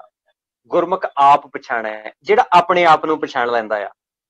ਪ੍ਰਭ ਜੈਸੇ ਅਵਨਾਸ਼ੀ, ਉਹ ਅਵਨਾਸ਼ੀ ਪ੍ਰਭੂ ਨੂੰ, ਜਿਹੜਾ ਕਦੀ ਕਿਤੇ ਜਾਂਦਾ ਨਹੀਂਗਾ, ਉਸ ਪ੍ਰਭੂ ਨੂੰ ਆਪਣੀ ਜ਼ਿੰਦਗੀ ਦੇ ਵਿੱਚ ਮਹਿਸੂਸ ਕਰ ਲੈਂਦਾ। ਇਸੇ ਦਾ ਜਿਹੜਾ ਇਸੇ ਸ਼ੰਤ ਦਾ ਜਿਹੜਾ ਹੈਗਾ ਆ ਤੀਸਰਾ ਬੰਦ ਹੈ ਵਰ ਪਾਇੜਾ। ਹੁਣ ਜਿਹੜਾ ਵਰ ਪਾਇੜਾ ਹੈ ਨਾ, ਇਹ ਉਸ ਲੜਕੀ ਦੇ ਲਈ ਸ਼ਬਦ ਨਹੀਂਗਾ ਕਿ ਇਹਨੂੰ ਆ ਵਰ ਮਿਲ ਗਿਆ ਆ। ਬਾਲੜੀ ਹੈ, ਬਾਲੜੀ ਹੈ, ਮਨੁੱਖ ਰੂਪੀ ਬਾਲੜੀ ਜਿਹੜੀ ਹੈ। ਮੈਂ ਵੀ ਬਾਲੜੀ ਹਾਂ, ਕਿਉਂਕਿ ਇਹ ਸਾਰੀ ਬਾਣੀ ਜਿਹੜੀ ਹੈ ਜੀਵ ਰੂਪੀ ਇਸਤਰੀ ਨੂੰ ਸੰਬੋਧਨ ਹੋ ਕੇ ਲਿਖੀ ਹੈ। ਇਸ ਜਗ ਮੈਂ ਪੁਰਖ ਏਕ ਹੈ, ਹੋਰ ਸਗਲੀ ਨਾਰ ਸਬਾਈ। ਪੁਰਖ ਇੱਕੋ ਅਕਾਲ ਪੁਰਖ ਹੈ। ਅਸੀਂ ਸਾਰੀਆਂ ਏਦਾਂ ਮੰਨ ਲਓ ਕਿ ਜਿਵੇਂ ਜੀਵ ਰੂਪੀ ਇਸਤਰੀਆਂ। ਤੇ ਮੈਨੂੰ ਕਿਸੇ ਨੇ ਸਵਾਲ ਕੀਤਾ ਸੀਗਾ ਕਿ ਵੀਰ ਜੀ ਗੁਰੂ ਸਾਹਿਬ ਨੇ ਜੀਵ ਰੂਪੀ ਇਸਤਰੀ ਦੇ ਰੂਪ ਚ ਬਾਣੀ ਕਿਉਂ ਲਿਖੀ? ਤੇ ਮੈਨੂੰ ਨਹੀਂ ਪਤਾ, ਮੈਂ ਉਹਨੂੰ ਜਵਾਬ ਸੁਭਾਵਿਕ ਮੇਰੀ ਜ਼ੁਬਾਨ ਤੋਂ ਨਿਕਲਿਆ। ਮੈਂ ਕਿਹਾ ਕਿਉਂਕਿ ਜੀਵ ਰੂਪੀ ਇਸਤਰੀ ਜਿਹੜੀ ਹੁੰਦੀ ਨਾ, ਉਹ ਬੜੀ ਕੋਮਲ ਚਿੱਤ ਹੁੰਦੀ ਹੈ। ਉਹਦਾ ਹਿਰਦਾ ਬੜਾ ਕੋਮਲ ਹੁੰਦਾ ਆ, ਉਹਨੂੰ ਜ਼ਿੰਮੇਵਾਰੀਆਂ ਦਾ ਬੜਾ ਅਹਿਸਾਸ ਹੁੰਦਾ ਆ। ਮੈਂ ਕਈ ਵਾਰ ਜ਼ਿਕਰ ਕਰਦਾ ਹੁੰਦਾ ਆ ਕਿ ਘਰ ਦੇ ਵਿੱਚ ਇੰਨੇ ਕੰਮ ਹੁੰਦੇ ਆ ਕਿ ਔਰਤ ਸਾਰੀ ਦਿਹਾੜੀ ਕਰਦੀ ਰਹਿੰਦੀ, ਪਰ ਗਿਣਤੀ ਫਿਰ ਵੀ ਨਹੀਂ ਹੁੰਦੀ। ਗਿਣਤੀ ਕਿਉਂ ਨਹੀਂ ਹੁੰਦੀ? ਕਿਉਂਕਿ ਕੰਮ ਹੀ ਇੰਨੇ ਜ਼ਿਆਦਾ ਨੇ। ਮੇਰੇ ਵਰਗਾ ਬੰਦਾ ਬਾਹਰੋਂ ਇੱਕ ਕੰਮ ਕਰਕੇ ਆਵੇ ਤੇ ਸਾਰੀ ਦਿਹਾੜੀ ਆ ਕੇ ਕਹਿੰਦਾ ਵੇਖਿਆ ਮੈਂ ਕੰਮ ਕਰ ਆਇਆ। ਖੈਰ ਮੇਰਾ ਵਿਸ਼ਾ ਨਹੀਂ ਹੈ। ਕੀ ਹੈ? ਜੀਵ ਰੂਪੀ ਇਸਤਰੀ, ਕਿਉਂਕਿ ਕੋਮਲ ਚਿੱਤ ਹੈ। ਤੇ ਮਨੁੱਖ ਜਿਹੜਾ ਕੋਮਲ ਚਿੱਤ ਹੋਏਗਾ, ਉਹ ਗੁਰੂ ਦੀ ਗੱਲ ਨੂੰ ਛੇਤੀ ਅਡਾਪਟ ਕਰ ਲਏਗਾ। ਤੁਸੀਂ ਵੇਖੋ ਸਾਡੀਆਂ ਬੱਚੀਆਂ ਜਿਹੜੀਆਂ ਨੇ, ਬੜਾ ਵੱਡਾ ਮੁਸ਼ਕਿਲ ਹੈ, ਦੁਖਾਂਤ ਹੈ, ਅੱਜ ਦੀ ਸਮੱਸਿਆ ਆ। ਸਾਡੀਆਂ ਬੱਚੀਆਂ ਗਲਤ ਰਸਤੇ ਤੇ ਕਿਉਂ ਤੁਰ ਜਾਂਦੀਆਂ? ਕਿਉਂਕਿ ਉਹ ਕੋਮਲ ਚਿੱਤ ਹੁੰਦੀਆਂ ਨੇ। ਉਹ ਦੂਜਿਆਂ ਦੀਆਂ ਗੱਲਾਂ 'ਚ ਆ ਜਾਂਦੀਆਂ ਨੇ, ਉਹ ਦੂਜਿਆਂ ਦੀਆਂ ਗੱਲਾਂ ਤੋਂ ਪ੍ਰਭਾਵਿਤ ਹੋ ਜਾਂਦੀਆਂ ਨੇ। ਉਹ ਕੋਮਲ ਨੇ, ਜਿੱਦਾਂ ਦੀਆਂ ਆਪ ਪਵਿੱਤਰ ਨੇ, ਜਿੱਦਾਂ ਦੀਆਂ ਆਪ ਸੱਚੀਆਂ ਨੇ। ਏਦਾਂ ਲੱਗਦਾ ਸਾਹਮਣੇ ਗੱਲਾਂ ਕਰਨ ਵਾਲਾ ਵੀ ਏਦਾਂ ਦਾ ਹੀ ਹੈ। ਉਹਦੇ ਤੋਂ ਪ੍ਰਭਾਵਿਤ ਹੋ ਕੇ ਗਲਤ ਰਾਹ ਤੇ ਤੁਰ ਪੈਂਦੀਆਂ ਨੇ। ਕੋਮਲ ਚਿੱਤ ਹੋਣਾ। ਤੇ ਏਦਾਂ ਹੀ ਜੇ ਮਨੁੱਖ ਕੋਮਲ ਚਿੱਤ ਹੋਵੇ ਤੇ ਗੁਰੂ ਦੀ ਗੱਲ ਸੁਣੇ, ਗੁਰੂ ਦੀ ਗੱਲ ਮੰਨੇ, ਤੇ ਆਪਣਾ ਮਨ ਹਟ ਛੱਡ ਕੇ ਆਪਣੀਆਂ ਵਿਚਾਰ, ਇਹਨੂੰ ਸੱਚ ਵਾਲੇ ਰਾਹ ਤੇ ਤੁਰਨ ਲੱਗਿਆ ਇੱਕ ਪਲ ਨਹੀਂ ਲੱਗਦਾ। ਇਹ ਜਦੋਂ ਹੀ ਸਮਝਦਾ ਆ ਤੇ ਉਸੇ ਵੇਲੇ ਗੁਰੂ ਦੇ ਵਿਚਾਰ ਨੂੰ ਕਮਾਉਣ ਦੇ ਲਈ ਤੁਰ ਪੈਂਦਾ ਹੈ। ਗੁਰੂ ਦੇ ਸਿਧਾਂਤ ਨੂੰ, ਗੁਰੂ ਦੇ ਉਪਦੇਸ਼ ਨੂੰ ਸਮਝ ਲੈਂਦਾ ਆ। ਇਹ ਸੀ ਤੀਸਰਾ ਸ਼ਬਦ ਜਿਹੜਾ ਅੱਜ ਆਪਾਂ ਵਿਚਾਰਿਆ। ਇੱਥੇ ਵੀ ਜਿਹੜੇ ਸਵਾਲ ਹੋਣਗੇ ਨੋਟ ਕਰ ਲਿਓ। ਮੈਨੂੰ ਲੱਗਦਾ ਆ ਸਮਾਂ ਆਲਮੋਸਟ ਹੋ ਚੱਲਿਆ। ਮੈਂ ਅਗਲੀ ਜਿਹੜਾ ਉਸਤਤ ਨਿੰਦਾ ਵਾਲਾ ਸ਼ਬਦ ਹੈ, ਸ਼ਲੋਕ ਹੈ, ਉਹ ਤੇ ਗੱਲ ਕਰਕੇ ਫਿਰ ਉਸ ਤੋਂ ਬਾਅਦ ਤੁਹਾਡੇ ਸਵਾਲ ਲਵਾਂਗੇ। ਤੁਸੀਂ ਨੋਟ ਕਰੀ ਜਾਇਓ ਪਲੀਜ਼, ਜਿਹੜੇ ਸਵਾਲ ਹੋਣਗੇ। ਤੇ ਆਪਾਂ 10 ਮਿੰਟ ਹੋਰ ਲੈਣੇ, ਉਸ ਤੋਂ ਬਾਅਦ ਤੁਹਾਡੇ ਜਿਹੜੇ ਸਾਰਿਆਂ ਦੇ ਸਵਾਲ ਜਿਹੜੇ ਨੇ ਉਹ ਲੈ ਜਾਣਗੇ। ਹਾਂਜੀ, तीसरा शब्द जिहड़ा हैगा आ, मैं उस दिन भी जिक्र किया सीगा कि उस्तत निंदा नानक जी, मैं हब वंझाई छोड़िया, हब किच त्यागी, हब्बे साक कुड़ावे डिठै, तो पल्ले तैंडे लग। इस तो पहला दो चीज़ां जिहड़ियां ने सानू वो समझणियां पैणगीਆਂ। वो ये ने कि जदों असीं बाणी नूं समझदे हां, बाणी नूं विचारदे हां, ते सानू ये गल समझणी बड़ी लाजमी जी बन जाती आ, बड़ी जरूरी बन जाती आ कि गुरु साहब ने कोई भी गल जिहड़ी कीती है वो किस संदर्भ च कीती है। ते जदों उस्ताद दी गल आंदी है ना, ते साडे मापे कह दिंदे ने, साडे सियाणे जिहड़े ने, बजुर्ग ने, वो कहंदे कि जिहड़ी उस्तत है ना, किसी दी उस्तत मूंह ते नहीं करनी चाहिदी। ते जदों उन्हां नूं पुछीए क्यों नहीं करनी चाहिदी, कहंदे वो विगड़ जांदा है। ते मैं अक्सर जिहड़ी है ये गल करदा हुन्ना कि जे असीं इक्को मिनट जी, मैनूं लगदा वीर जी लैफ्ट हो गए सी, मैं ऐड कर ला। हाँ जी, माफी जी, मैं ध्यान नहीं दिता, गल करदे करदे मैसेज आया, फिर देखिया। हाँ जी, सॉरी। हाँ जी, मैं जिक्र कर रहा सीगा कि बच्चों बारे कह दिता जाता आ कि असीं जिहड़ा हैगा आ कि वो बच्चे दी उस्तत उहदे सामने नहीं करनी चाहिदी, उहदे नाल ओह विगड़ जांदा। मेरी फिलोसफी थोड़ी जी वखरी है। मैं तां सोचदा कि जिस दिन भाई लहणे ने चंगा काम कीता होएगा, गुरु नानक साहब ने कोल बिठा के क्या नहीं होएगा, वाह लहणिया तो दिल जित लिया। जिस दिन गुरु अमरदास ने, भाई अमरदास ने गुरु अंगद साहब की संगत करदे कोई चंगा काम किया होएगा, बड़े चंगे काम किए, वैसे मैं उदाहरण दे रहा, ते उस वक्त गुरु अंगद साहब ने गुरु अमरदास जी नूं घुट के छाती नाल नहीं लाया होएगा कि वाह आनंद आ गया जिहड़ा सोहना तू कारज कीता है। इस तो अगे चलदे हां। जिस दिन भाई जेठा अकबर दे दरबार च जांदे ने, ते अकबर दे दरबार विच जाके सारे ही हवाले दिंदे ने गुरबाणी दे विचों, ते अकबर प्रभावित होके दीने इलाही धर्म चलाउंदा आ ते वादा करदा आ कि अज तो बाद विच धर्म दी सफाई देण दे लई धार्मिक बंदे नूं राजनीतिक राज दरबार च नहीं आना पएगा। जे कोई शिकायत होएगी, कोई मसला होएगा, ते राजा खुद धार्मिक दरबार विच जाके ਉਹਦਾ सॉर्ट आउट करेगा, ਉਹਦਾ मसले का हल करेगा। ਤੇ ਇਹਦੀ शुरुआत मैं अपने आप तो करांगा। ਤੇ अकबर बादशाह इसे गल तो प्रभावित होके गोइंदवाल साहब आया सी। जिस दिन भाई जेठा गुरबाणी की कसवटी ते खरा उतरिया होएगा, सच हक की गल उत्थे जाके कीती होएगी, ते भाई जेठे नूं गुरु अमरदास ने घुट के छाती नाल ला के क्या नहीं होएगा कि वाह आनंद आ गया। फिलोसफीज ने आपो अपनियां, मैं इदां सोचदा। उस्तत बंदे दे मूंह ते करो, बुरियाई बंदे दे मूंह ते दसो। मैं अक्सर गल करदा, मान लो मलकीत सिंह बुरा आ किसी गल नूं लैके, मेरे च कमी है, मैनू आके दसो कि मलकीत सिंह तुहाडे च आ कमी है, क्योंकि मैं सुधरना आ, मैं अपने अंदरों कमी दूर करनी है। किसी नूं जाके दसोगे ना, फिर नहीं मेरे ते फर्क पैना, क्योंकि ठीक तो मैं अपने आप नूं करना है। इस तरीके नाल उस्तत किसी दी भी है, वो मूंह ते करो। निंदिया कोई बुरी गल है, माड़ी चीज है, वो मूंह ते करो ताकि उन्हें पता लगे कि मेरे च कमियां ठीक होवे। हुण एक चीज होर है, अक्सर कहा जाता है कि निंदिया नहीं करनी चाहिए। वैसे तुसीं सारे सूझवान बैठे हो, बट फिर भी एक लड़ी है, अकॉर्डिंग दे लड़ी च चलदे आ मैनूं ये गल जिहड़ी है रिपीट नहीं पै रही है, भी चाहना है बहुतियां नूं पता भी होएगी ये गल। मान लो कि मेरे हाथ च पेन है, ये पेन बहुत सोहना चलदा आ, ते जे मैं कहां ये पेन है ये जिहड़ा आ प्लास्टिक दा, ते मैं कहां ये पेन सोने दा आ, इह डायमंड लग्या होया, इह गोल्ड लग्या होया अगले बने, फिर मैं उस कर रहा जान बुझ के, है नहीं, हकीकत कुछ होर है, कह मैं कुछ हो रहा, ये उस्तत नहीं है। अगली गल, मान लो कि आ पेन सही नहीं चलता, वाकई नहीं सही चलता, मैं कहां कि ये पेन सही नहीं चलता, ਇਹ 'ਚ ਨਿੰਦਿਆ ਨਹੀਂ ਹੈ, ਰਿਐਲਿਟੀ ਹੈ, ਹਕੀਕਤ ਹੈ ਕਿ ਜੇ ਇਹ ਪੈਨ ਨਹੀਂ ਸਹੀ ਚੱਲਦਾ ਤੇ ਮੈਨੂੰ ਕਹਿਣਾ ਪੈ ਰਿਹਾ ਕਿ ਇਹ ਪੈਨ ਨਹੀਂ ਸਹੀ ਚੱਲਦਾ, ਇਹ ਪੈਨ ਹੈ ਹੀ ਇਦਾਂ ਦਾ ਆ, ਇਹ ਖਰਾਬ ਹੈਗਾ ਪੈਨ, ਇਹ ਨਹੀਂ ਸਹੀ ਚੱਲਦਾ। ਇਹ ਨਿੰਦਿਆ ਨਹੀਂ ਹੈ, ਇਹ ਵੀ ਰਿਐਲਿਟੀ ਹੈ। ਇਹਨੂੰ ਅਸੀਂ ਨਿੰਦਿਆ ਦਾ ਨਾਂ ਨਹੀਂ ਦੇ ਸਕਦੇ, ਇਹਨੂੰ ਅਸੀਂ ਨਿੰਦਿਆ ਨਹੀਂ ਕਹਿ ਸਕਦੇ, ਹਕੀਕਤ ਹੈ। ਅੱਛਾ, ਇਹ ਪੈਨ ਚੱਲਦਾ ਖਰਾਬ ਹੈ, ਇਹ ਪੈਨ ਹੈਗਾ ਵਧੀਆ ਨਹੀਂ ਹੈ, ਮੈਂ ਕਹਾਂ ਇਹ ਪੈਨ ਬਹੁਤ ਸੋਹਣਾ ਆ, ਬੜਾ ਵਧੀਆ ਪੈਨ ਚੱਲਦਾ ਆ, ਇਹ ਮੈਂ ਉਸਤਤ ਕਰ ਰਿਹਾ ਝੂਠੀ। ਝੂਠੀ ਉਸਤਤ ਵੀ ਮਾੜੀ ਹੈ, ਝੂਠੀ ਨਿੰਦਿਆ ਵੀ ਮਾੜੀ ਹੈ। ਫੁੱਲ ਨੂੰ ਫੁੱਲ ਕਹਿਣਾ ਉਹਦੀ ਉਸਤਤ ਨਹੀਂ ਹੈ, ਹਕੀਕਤ ਹੈ। ਕੰਡੇ ਨੂੰ ਫੁੱਲ ਕਹਿਣਾ ਉਹਦੀ ਉਸਤਤ ਹੈ, ਰਿਐਲਿਟੀ ਨਹੀਂ ਹੈ। ਕੰਡੇ ਨੂੰ ਕੰਡਾ ਕਹਿਣਾ ਵੀ ਨਿੰਦਿਆ ਨਹੀਂ ਹੈ, ਸ਼ਰਾਬੀ ਨੂੰ ਸ਼ਰਾਬੀ ਕਹਿਣਾ ਨਿੰਦਿਆ ਨਹੀਂ, ਹਕੀਕਤ ਹੈ। ਜੂਏਬਾਜ਼ ਨੂੰ ਜੂਏਬਾਜ਼ ਕਹਿਣਾ ਨਿੰਦਿਆ ਨਹੀਂ ਹੈ, ਹਕੀਕਤ ਹੈ। ਹਾਂ, ਜੂਏਬਾਜ਼ ਨੂੰ ਮੰਨ ਲਓ ਸਾਡੇ ਲੀਡਰ ਨੇ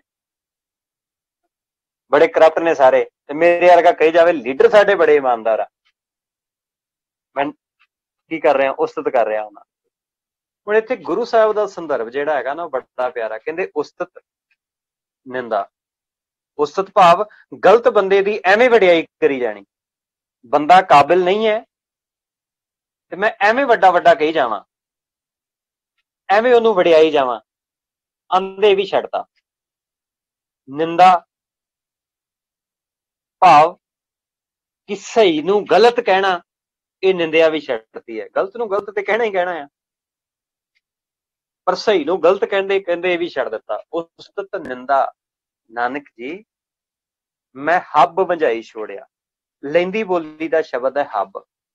ਵੰਝਾਈ, ਵੰਝਾਈ ਦਾ ਮਤਲਬ ਹੀ ਹੈਗਾ ਆ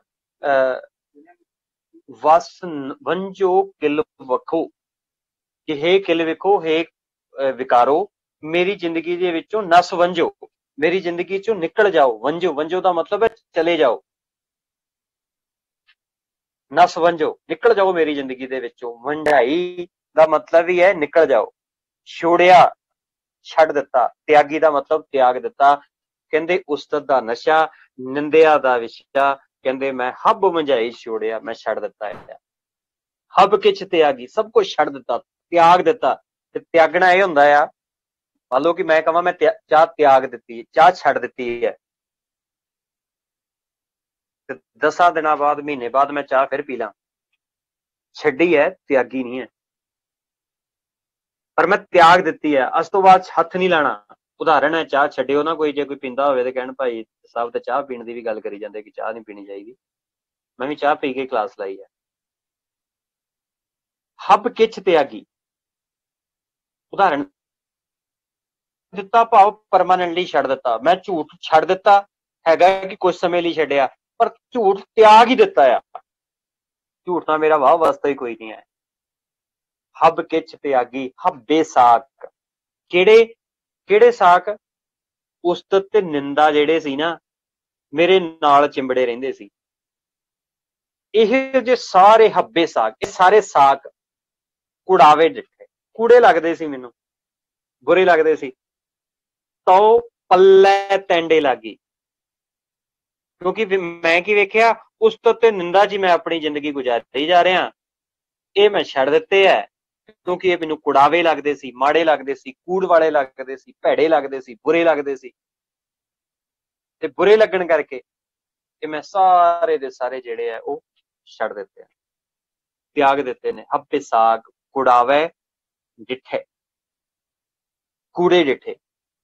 ਤੋ ਪੱਲੇ ਟੈਂਡੇ ਲੱਗੀ, ਫਿਰ ਮੈਂ ਤੇਰੇ ਪੱਲੇ ਲੱਗੀ ਆ।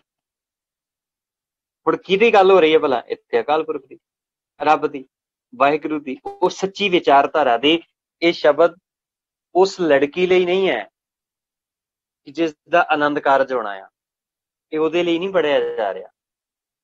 ਇਹ ਸ਼ਬਦ ਸਾਡੇ ਸਾਰਿਆਂ ਲਈ ਹੈ ਕਿ ਗੁਰੂ ਜੀ ਅਸੀਂ ਅੱਜ ਤੋਂ ਬਾਅਦ ਉਸਤਤ ਨਿੰਦਿਆ ਛੱਡ ਦਿੱਤੀ ਹੈ, ਤਿਆਗ ਦਿੱਤਾ ਆ, ਅਸੀਂ ਤੇਰੇ ਪੱਲੇ ਨਾਲ ਲੱਗ ਗਏ ਆ। ਤੇ ਅਕਸਰ ਮੈਂ ਉਸ ਦਿਨ ਵੀ ਉਦਾਹਰਣ ਦਿੱਤੀ ਸੀ, ਕੋਈ ਪੈਸਾ ਹੁੰਦਾ ਸੀ, ਕੋਈ ਕੁਛ ਵੀ ਹੁੰਦਾ ਸੀ, ਉਹ ਪੱਲੇ ਨਾਲ ਗੰਢ ਦੇ ਲੈਂਦੀਆਂ ਸੀ। ਤੇ ਇੱਥੋਂ ਤੱਕ ਵੀ ਹੁੰਦਾ ਸੀ ਕਿ ਕੋਈ ਗੱਲ ਹੋਣੀ ਤੇ ਉਹਨਾਂ ਨੇ ਉਨੀਆਂ ਗੰਢਾਂ ਦੇ ਜਾਣੀਆਂ ਤਾਂ ਕਿ ਇਹ ਗੰਢਾਂ ਵੇਖ ਕੇ ਚੇਤਾ ਆ ਜਾਏ ਕਿ ਮੈਂ ਇਹ ਕੰਮ ਕਰਨਾ ਸੀ, ਮੇਰੀ ਆਹ ਜ਼ਿੰਮੇਵਾਰੀ ਸੀ। ਪੱਲੇ ਟੈਂਡੇ ਲੱਗੀ, ਜਿਵੇਂ ਚੀਰਾ ਸ਼ਬਦ ਹੈ, ਏਦਾਂ ਹੀ ਪੱਲੇ ਸ਼ਬਦ ਹੈ। ਪੱਲੇ ਬੰਨ ਲੈਣਾ, ਪੱਲੂ ਨਾਲ ਲੱਗੇ ਰਹਿਣਾ। ਤੇ ਪੱਲੂ ਪੱਲੇ ਆ, ਤੇ ਗੁਰੂ ਜੀ ਮੈਂ ਤੇਰੇ ਪੱਲੇ ਲੱਗ ਗਈ, ਤੇਰੇ ਪੱਲੇ ਪੈ ਗਿਆ। ਜਦੋਂ ਆਪਾਂ ਕਿਸੇ ਕੋਲ ਪੈਸੇ ਲੈਣੇ ਆ, ਪੈਸੇ ਦੇਣੇ, ਉਹਨਾਂ ਦਾ ਆਪਾਂ ਕਹਿੰਦੇ ਆ ਤੇਰੇ ਪੱਲੇ ਪਾਤੇ। ਹੁਣ ਤੇਰੇ ਪੱਲੇ ਪਾਤੇ ਭਾਵ ਤੇਰੇ ਹਿੱਸੇ ਪਾਤੇ, ਤੇਰੇ ਹਿੱਸੇ 'ਚ ਪੈ ਗਏ ਹੁਣ ਅਸੀਂ। ਜਦੋਂ ਤੇਰੇ ਹਿੱਸੇ 'ਚ ਪੈ ਗਏ ਆ ਤੇ ਇਹਦਾ ਮਤਲਬ ਉਹਦੇ ਨਾਲ ਸਾਡਾ ਹਿੱਸਾ ਆ। ਤੇ ਏਦਾਂ ਹੀ ਜਦੋਂ ਗੁਰੂ ਸਾਹਿਬ ਤੇਰੇ ਹਿੱਸੇ 'ਚ ਪੈ ਗਏ, ਹੁਣ ਤੇਰੇ ਪੱਲੇ ਪੈ ਗਏ ਆ, ਤੇ ਇਹਦਾ ਮਤਲਬ ਗੁਰੂ ਜੀ ਤੇਰੀ ਵਿਚਾਰ ਨਾਲ ਸਾਡਾ ਹਿੱਸਾ ਪੈ ਗਿਆ। ਹੁਣ ਤੇਰੇ ਉਪਦੇਸ਼ ਨਾਲ ਸਾਡੀ ਸਾਂਝ ਬਣ ਗਈ ਆ, ਪੱਲੇ ਟੈਂਡੇ ਲੱਗ ਗਏ। ਤੇਰੇ ਨਾਲ ਸਾਡਾ ਜੀਵਨ ਹੈ ਜੀ। ਹੁਣ ਤੇਰੇ ਸ਼ਬਦ ਨੂੰ, ਤੇਰੇ ਉਪਦੇਸ਼ ਨੂੰ ਜਿਹੜਾ ਆ ਕਮਾਉਣਾ ਆ। ਤੇ ਇਹਦੇ ਨਾਲ ਹੀ ਅਗਲੇ ਬੰਨੇ ਹੈਗਾ ਫਿਰਦੀ ਫਿਰਦੀ ਨਾਨਕ ਜੀ ਉਹ ਹੱਬ ਪਾਹੀ ਥੀ ਬਹੁਤ ਦਸੰਦਾ ਪਾਂਦਾ। ਕਿਉਂ? ਕਿਉਂਕਿ ਮੈਂ ਬੜਾ ਪੰਦਾ ਵੇਖਿਆ, ਬੜਾ ਸਮਾਂ ਵੇਖਿਆ ਇੱਧਰ ਉੱਧਰ। ਤਾਂ ਹਉ ਸੁੱਖ ਸੁਖਾਲੀ ਸੁੱਤੀ, ਜਾਂ ਗੁਰ ਮਿਲੇ ਸਾਜਣ ਮੈਂ ਲੱਦਾ। ਮੈਂ ਸੁੱਤੀ ਹੋਈ ਸੀ ਅਗਿਆਨਤਾ ਦੀ ਨੀਂਦ ਵਿੱਚ, ਬੇਸਮਝੀ ਦੀ ਨੀਂਦ ਵਿੱਚ। ਜਦੋਂ ਗੁਰੂ ਮਿਲਿਆ ਤੇ ਜਿੰਨਾ ਰਸਤਾ ਮੈਂ ਤੁਰੀ ਸੀ ਮੈਨੂੰ ਪਤਾ ਹੀ ਨਹੀਂ ਸੀ। ਰਸਤੇ ਤੇ ਤੁਰੀ ਤੁਰੀ ਜਾਂਦੀ ਮੈਂ ਸੌਂ ਗਈ ਤੇ ਸੁੱਤੀ ਨੂੰ ਪਤਾ ਹੀ ਨਹੀਂ ਲੱਗਾ ਮੈਂ ਕਿੰਨੀ ਜ਼ਿੰਦਗੀ ਦਾ ਬੰਧ ਮੁਕਾ ਦਿੱਤਾ। ਪਰ ਜਦੋਂ ਗੁਰ ਮਿਲ ਸਾਜਣ ਮੈਂ ਲੱਦਾ, ਗੁਰੂ ਨੂੰ ਮਿਲੀ ਤੇ ਗੁਰੂ ਨੂੰ ਮਿਲਣ ਕਰਕੇ ਮੈਨੂੰ ਸੱਜਣ ਮਿਲ ਗਿਆ। ਸੱਜਣ ਭਾਵ ਅਕਾਲ ਪੁਰਖ ਮਿਲ ਗਿਆ, ਵਾਹਿਗੁਰੂ ਮਿਲ ਗਿਆ, ਰੱਬ ਮਿਲ ਗਿਆ। ਇਹ ਹੈ ਇਸ ਸ਼ਬਦ ਦਾ ਭਾਵ, ਇਸ ਸਲੋਕ ਦਾ ਭਾਵ। ਹੁਣ ਇੱਕ ਗੱਲ ਇੱਥੇ ਹੋਰ ਹੈ, 2 ਮਿੰਟ 'ਚ ਮੈਂ ਸਮਾਪਤੀ ਕਰਨੀ, ਫਿਰ ਸਵਾਲ ਜਵਾਬ ਸੈਸ਼ਨ ਹੋਏਗਾ। ਜਦੋਂ ਅਸੀਂ ਪਰਿਕਰਮਾ ਲੈਂਦੇ ਹਾਂ, ਮੈਂ ਅਕਸਰ ਪੁੱਛਦਾ ਹੁੰਦਾ, ਜਦੋਂ ਅਸੀਂ ਪਰਿਕਰਮਾ ਕਰਦੇ ਹਾਂ ਤਾਂ ਸਾਡੀ ਕੋਸ਼ਿਸ਼ ਹੁੰਦੀ ਹੈ ਕਿ ਗੁਰੂ ਗ੍ਰੰਥ ਸਾਹਿਬ ਨੂੰ ਸੱਜੇ ਹੱਥ ਰੱਖਿਆ ਜਾਏ। ਸੱਜੇ ਹੱਥ ਰੱਖਣ ਦਾ ਮਤਲਬ ਇਹ ਹੁੰਦਾ ਹੈ ਕਿ ਜਿਹੜਾ ਆਪਣਾ ਬੜਾ ਨਜ਼ਦੀਕੀ ਰਿਸ਼ਤੇਦਾਰ ਹੋਵੇ ਨਾ, ਜਿਹਦਾ ਸਾਡੀ ਬਹੁਤ ਸਾਂਝ ਹੋਵੇ, ਆਪਾਂ ਕਹਿੰਦੇ ਇਹਦੀ ਸੱਜੀ ਬਾਂਹ ਆ, ਰਾਈਟ ਹੈਂਡ ਹੈ ਇਹਦਾ, ਰਾਈਟ ਹੈਂਡ, ਸੱਜੀ ਬਾਂਹ। ਏਦਾਂ ਹੀ ਗੁਰੂ ਮੇਰੇ ਲਈ ਸੱਜੀ ਬਾਂਹ ਬਣ ਜਾਏ, ਮੇਰਾ ਰਾਈਟ ਹੈਂਡ ਬਣ ਜਾਏ। ਮੈਂ ਆਪਣੀ ਜ਼ਿੰਦਗੀ ਦਾ ਜਿਹੜਾ ਵੀ ਫੈਸਲਾ ਲੈਣਾ, ਜੋ ਵੀ ਮੈਂ ਗੁਰੂ ਤੋਂ ਪੁੱਛਣਾ, ਜੋ ਵੀ ਮੈਂ ਗੁਰੂ ਨੂੰ ਦੱਸਣਾ, ਜੋ ਵੀ ਮੈਂ ਜ਼ਿੰਦਗੀ 'ਚ ਕਮਾਉਣਾ, ਇਹ ਗੁਰੂ ਤੋਂ ਪੁੱਛ ਕੇ ਚੱਲਾਂ, ਗੁਰੂ ਦੇ ਮੁਤਾਬਕ ਜ਼ਿੰਦਗੀ ਬਤੀਤ ਕਰਾਂ। ਤੇ ਸੱਜੇ ਹੱਥ ਰੱਖ ਕੇ ਇਸ ਕਰਕੇ ਪਰਿਕਰਮਾ ਕਰਨੀਆਂ ਸੀ। ਨਿਰੰਕਾਰੀ ਲਹਿਰ ਦੇ ਦਰਬਾਰਾ ਸਿੰਘ ਜਿਹੜੇ ਹੋਏ, ਉਹਨਾਂ ਦੀ ਇੱਕ ਕਾਢ ਸੀ 1853 'ਚ ਏਦਾਂ ਜਿਹੜੀਆਂ ਸ਼ੁਰੂ ਹੋਈਆਂ ਲਾਵਾਂ ਦੀ ਜਿਹੜੀ ਪ੍ਰਕਿਰਿਆ ਸੀਗੀ। ਖੈਰ, ਜਿਹੜੀ ਮੈਂ ਗੱਲ ਕਹਿ ਰਿਹਾ, ਜਦੋਂ ਪਰਿਕਰਮਾ ਕਰ ਰਹੇ ਹਾਂ ਤੇ ਪਰਿਕਰਮਾ ਦਾ ਕਰਨ ਦਾ ਮਤਲਬ ਇਹ ਹੁੰਦਾ ਕਿ ਅਸੀਂ ਗੁਰੂ ਸਾਹਿਬ ਤੁਹਾਡੇ ਤੋਂ ਸਮਰਪਿਤ ਹੋ ਰਹੇ ਹਾਂ। ਇਹ ਨਹੀਂ ਕਿ ਇੱਕ ਕਰਮਕਾਂਡ ਹੈ ਜੀ ਲਾਵਾਂ ਲੈ ਲਓ। ਉਹਦੇ ਪਿੱਛੇ ਭਾਵਨਾ ਇਹ ਸੀ ਕਿ ਗੁਰੂ ਸਾਹਿਬ ਅਸੀਂ ਤੁਹਾਨੂੰ ਸਮਰਪਿਤ ਕਰ ਰਹੇ ਹਾਂ ਆਪਣੀ ਜ਼ਿੰਦਗੀ। ਆ ਪਰਿਕਰਮਾ ਲੈ ਕੇ ਵਾਅਦਾ ਕਰ ਰਹੇ ਹਾਂ ਕਿ ਅੱਜ ਤੋਂ ਬਾਅਦ ਸਾਡੀ ਜ਼ਿੰਦਗੀ ਦੇ ਫੈਸਲੇ ਤੁਹਾਡੇ ਹੱਥ 'ਚ ਨੇ ਤੇ ਤੁਸੀਂ ਸਾਨੂੰ ਦੱਸਣਾ ਆ। ਉੱਥੇ ਜਦੋਂ ਲੜਕੀ ਨੇ ਬਾਣੀ ਪੜ੍ਹਨੀ ਸੀ ਤੇ ਜੇ ਜ਼ਿੰਦਗੀ 'ਚ ਮੁਸ਼ਕਿਲ ਆਉਂਦੀ ਤੇ ਗੁਰੂ ਸਾਹਿਬ ਨੇ ਉਹਨੂੰ ਵੀ ਸਮਝਾ ਦੇਣਾ ਸੀ। ਜੇ ਲੜਕੇ ਨੇ ਬਾਣੀ ਪੜ੍ਹਨੀ ਸੀ ਉਹਨੂੰ ਵੀ ਸਮਝਾ ਦੇਣਾ ਸੀ। ਤੇ ਜੇ ਲੜਕੇ ਵਾਲੇ ਬਾਣੀ ਪੜ੍ਹਦੇ ਉਹਨਾਂ ਨੂੰ ਵੀ ਸਮਝ ਆ ਜਾਣੀ ਸੀ, ਲੜਕੀ ਵਾਲੇ ਬਾਣੀ ਪੜ੍ਹਦੇ ਉਹਨੂੰ ਵੀ ਸਮਝ ਆ ਜਾਣੀ ਸੀ। ਪਰ ਬੜੀ ਦੁੱਖ ਨਾਲ ਮੈਨੂੰ ਇਹ ਗੱਲ ਕਹਿਣੀ ਪੈਂਦੀ ਆ, ਜਿਹੜੇ ਰਿਸ਼ਤੇ ਗੁਰੂ ਮਹਾਰਾਜ ਦੀ ਹਜ਼ੂਰੀ ਵਿੱਚ ਹੋਏ ਹੁੰਦੇ ਆ, ਜਿਹੜੇ ਵਿਆਹ ਗੁਰੂ ਮਹਾਰਾਜ ਦੇ ਸ਼ਬਦ ਪੜ੍ਹ ਕੇ ਪਰਿਕਰਮਾ ਲੈ ਕੇ ਲੈ ਹੁੰਦੇ ਆ, ਤੇ ਉਹ ਹੀ ਬਾਅਦ ਵਿੱਚ 6 ਮਹੀਨਿਆਂ ਬਾਅਦ, ਸਾਲ ਬਾਅਦ, 2 ਸਾਲਾਂ ਬਾਅਦ, 5 ਸਾਲਾਂ ਬਾਅਦ ਕੋਰਟ ਦੇ ਵਿੱਚ ਤਲਾਕ ਹੋ ਜਾਂਦੇ ਆ। ਮੈਂ ਅਕਸਰ ਇਹ ਗੱਲ ਕਹਿਣਾ ਹੁੰਦਾ ਕਿ ਜਿਸ ਦਿਨ ਲਾਵਾਂ ਹੋ ਰਹੀਆਂ ਨੇ, ਜਿਸ ਦਿਨ ਲਾਵਾਂ ਕੀਤੀਆਂ ਜਾ ਰਹੀਆਂ ਨੇ, ਜੇ ਕਿਤੇ ਇਹਨਾਂ ਸ਼ਬਦਾਂ ਦੀ ਖੁੱਲ ਕੇ ਵਿਆਖਿਆ ਕੀਤੀ ਜਾਂਦੀ ਤੇ ਲੜਕੀ ਨੂੰ ਵਿਆਹ ਤੋਂ ਪਹਿਲਾਂ ਇਹ ਫਿਕਰ ਨਾ ਹੁੰਦਾ ਕਿ ਕਿਹੜੇ ਪਾਰਲਰ ਲੈ ਕੇ ਜਾਣਾ ਤੇ ਕਿਹਦੇ ਬਿਊਟੀਸ਼ੀਅਨ, ਕਿਹੜੇ ਬੁਟੀਕ ਤੋਂ ਸੂਟ ਬਣਾਉਣੇ ਆ। ਉਹ 6 ਮਹੀਨੇ ਪਹਿਲਾਂ ਇੱਕ ਟ੍ਰੇਨਿੰਗ ਦਿੱਤੀ ਜਾਂਦੀ ਕਿ ਆ ਗੱਲਾਂ ਆਪਣੀ ਜ਼ਿੰਦਗੀ 'ਚ ਵਸਾਉਣੀਆਂ। ਲੜਕੇ ਨੂੰ 6 ਮਹੀਨੇ ਪਹਿਲਾਂ ਟ੍ਰੇਨਿੰਗ ਦਿੱਤੀ ਜਾਂਦੀ। ਪਰ ਦੁੱਖ ਨਾਲ ਕਹਿਣਾ ਪੈਂਦਾ ਕਿ ਸਾਡੇ 'ਚ, ਮੈਨੂੰ ਲੱਗਦਾ ਵੀਰ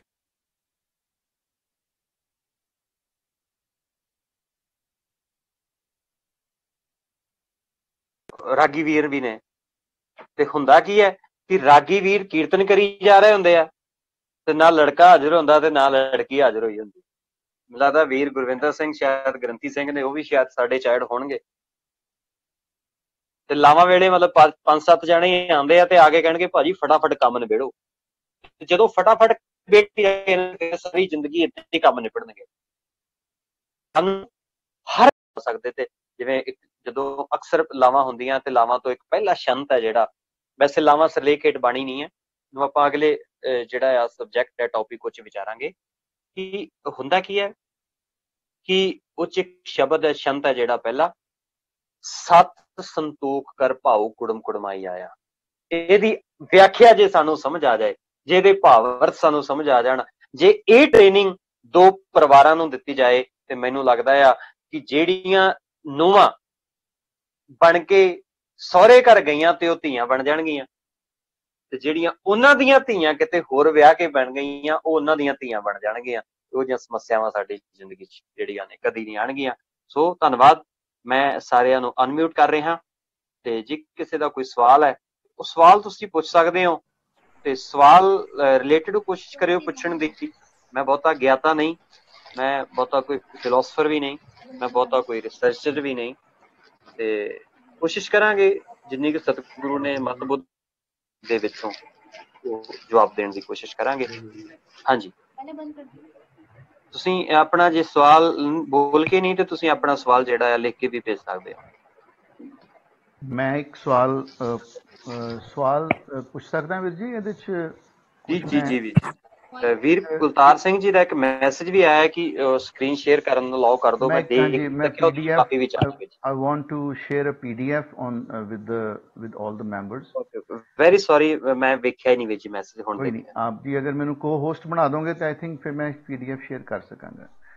ਅੱਛਾ, ਮੈਂ ਜੋ ਕਹਿਣਾ ਚਾਹੁੰਦਾ ਵੀਰ ਜੀ ਕਿ ਗੁਰੀ ਹੈ, ਗੁਰਬਾਣੀ ਦੀ ਵਿਚਾਰ ਦਾ ਕੋਈ ਸ਼ਾਰਟਕਟ ਹੈ ਹੀ ਨਹੀਂ। ਜੀ ਬਿਲਕੁਲ ਜੀ। ਅਸੀਂ ਅੱਖਰ ਸ਼ਬਦ ਦਾ ਸਮਝਣਾ ਚਾਹੀਦਾ ਜੀ, ਤੇ ਸ਼ਾਰਟਕਟ ਦੇਖੋ, ਜਿਹਨੇ ਵਿਆਹ ਕਰਾਉਣਾ ਉਹਨਾਂ ਨੂੰ ਪਤਾ ਹੋਣਾ ਚਾਹੀਦਾ ਕਿ ਅਸੀਂ ਕਿਸ ਗੁਰੂ ਦੇ ਲੜ ਲੱਗ ਰਹੇ ਹਾਂ, ਕੀ ਆਨੰਦ ਕਾਰਜ ਦੀਆਂ ਤੇ ਕੀ ਗੁਰਬਾਣੀ ਸਾਨੂੰ ਸਿੱਖਿਆ ਦਿੰਦੀ ਹੈ ਜੀ। ਬਾਕੀ ਗੱਲ ਆ ਜਾਂਦੀ ਹੈ ਕਿ ਕਿਉਂਕਿ ਸਾਡਾ ਕੰਮ ਕੀਰਤਨ ਦਾ, ਅਸੀਂ ਕੀਰਤਨ ਕਰਦੇ ਹਾਂ ਤਾਂ ਅਸੀਂ ਇਹ ਸ਼ਬਦ ਪੜ੍ਹਦੇ ਹਾਂ ਵਿੱਚ ਜੀ।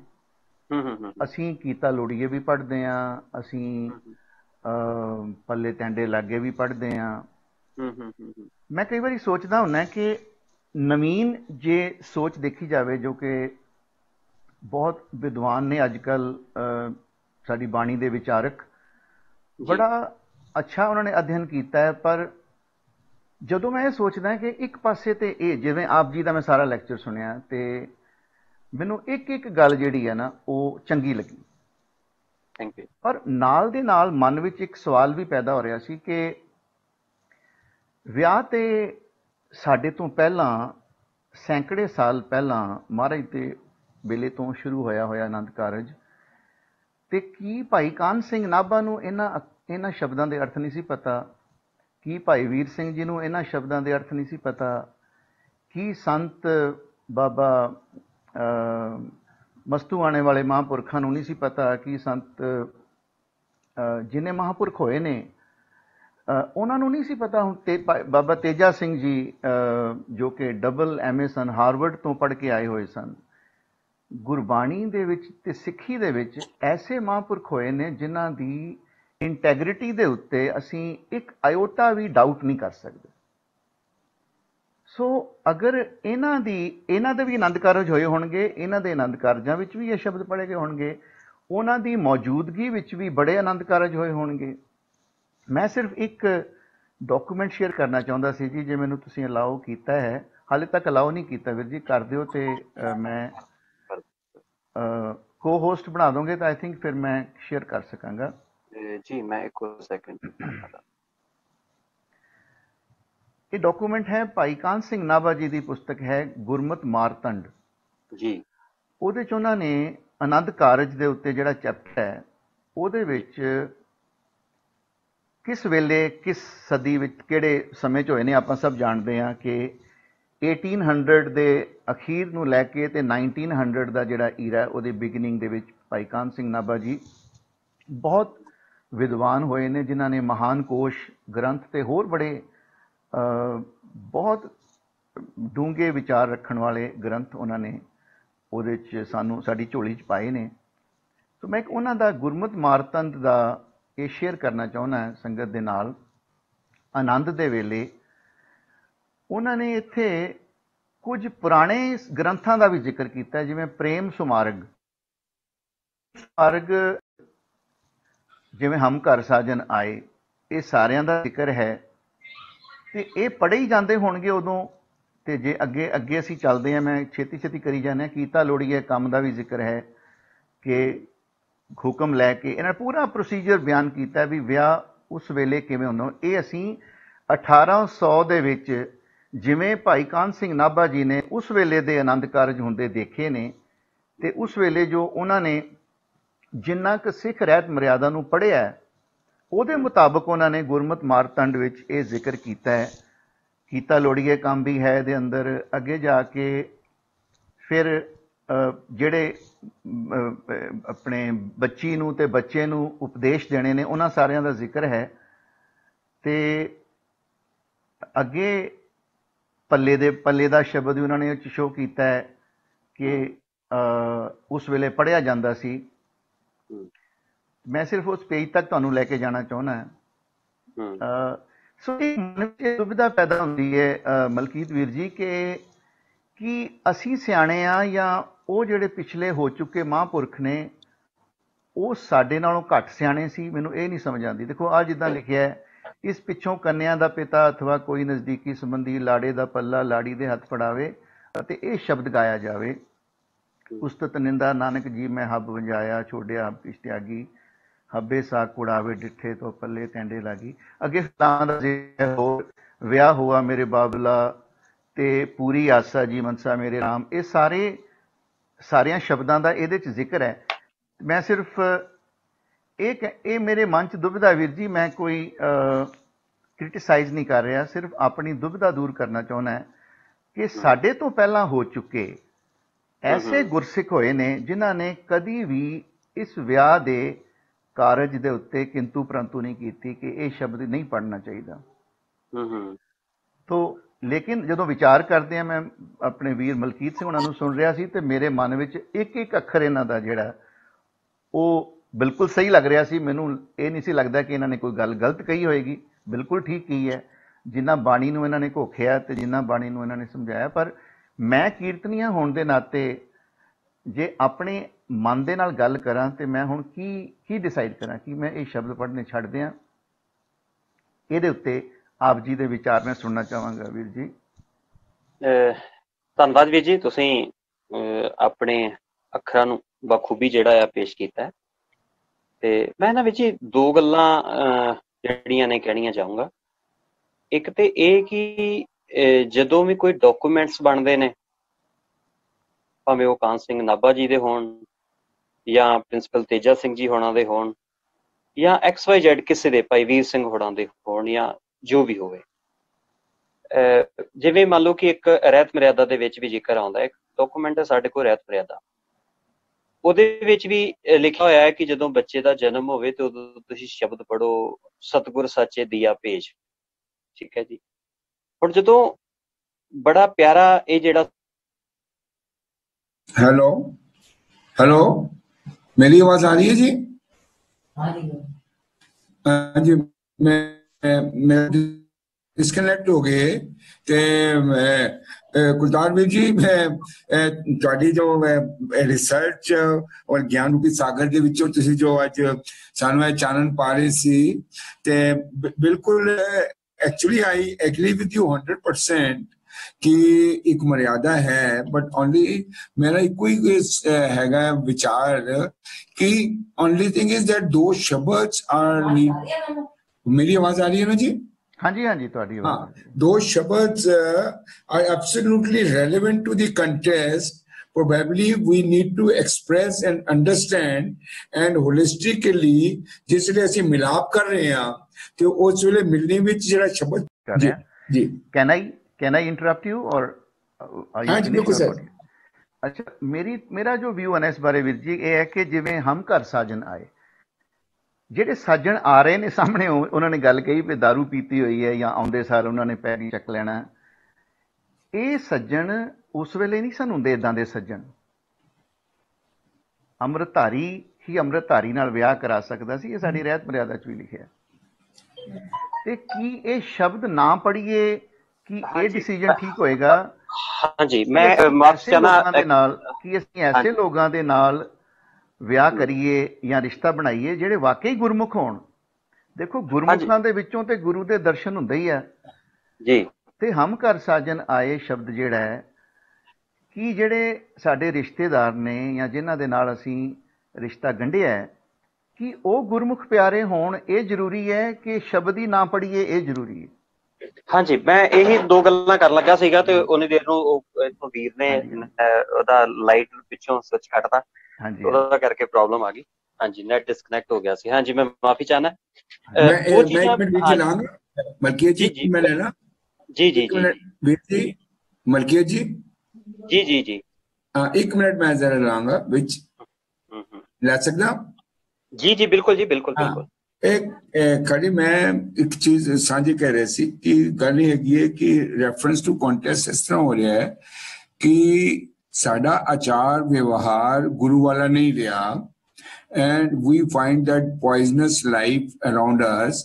और वाकई जड़ा जड़ा कहते ना भाई व्यामन किनू आ रहे हैं ते किनू जा रहे हैं, अच्छी सारी गल हरिजन दी हो रही है, गुरमुख दी हो रही है, ना कि मनमुख दी हो रही है। लेकिन असी मनमुख के उपर इनू टुका के शब्द नू या ओदा जड़ा चीज हैगी है ओदा रेफरेंस एक किसी नाल दूसरे तरीके नाल चला जाता है। वो वाकई ये चीज तुहाडी गल बिल्कुल ठीक है कि वातावरण जड़ा ऐसा हो गया कि असी मनमुख तो भी गिरे हुए हैं।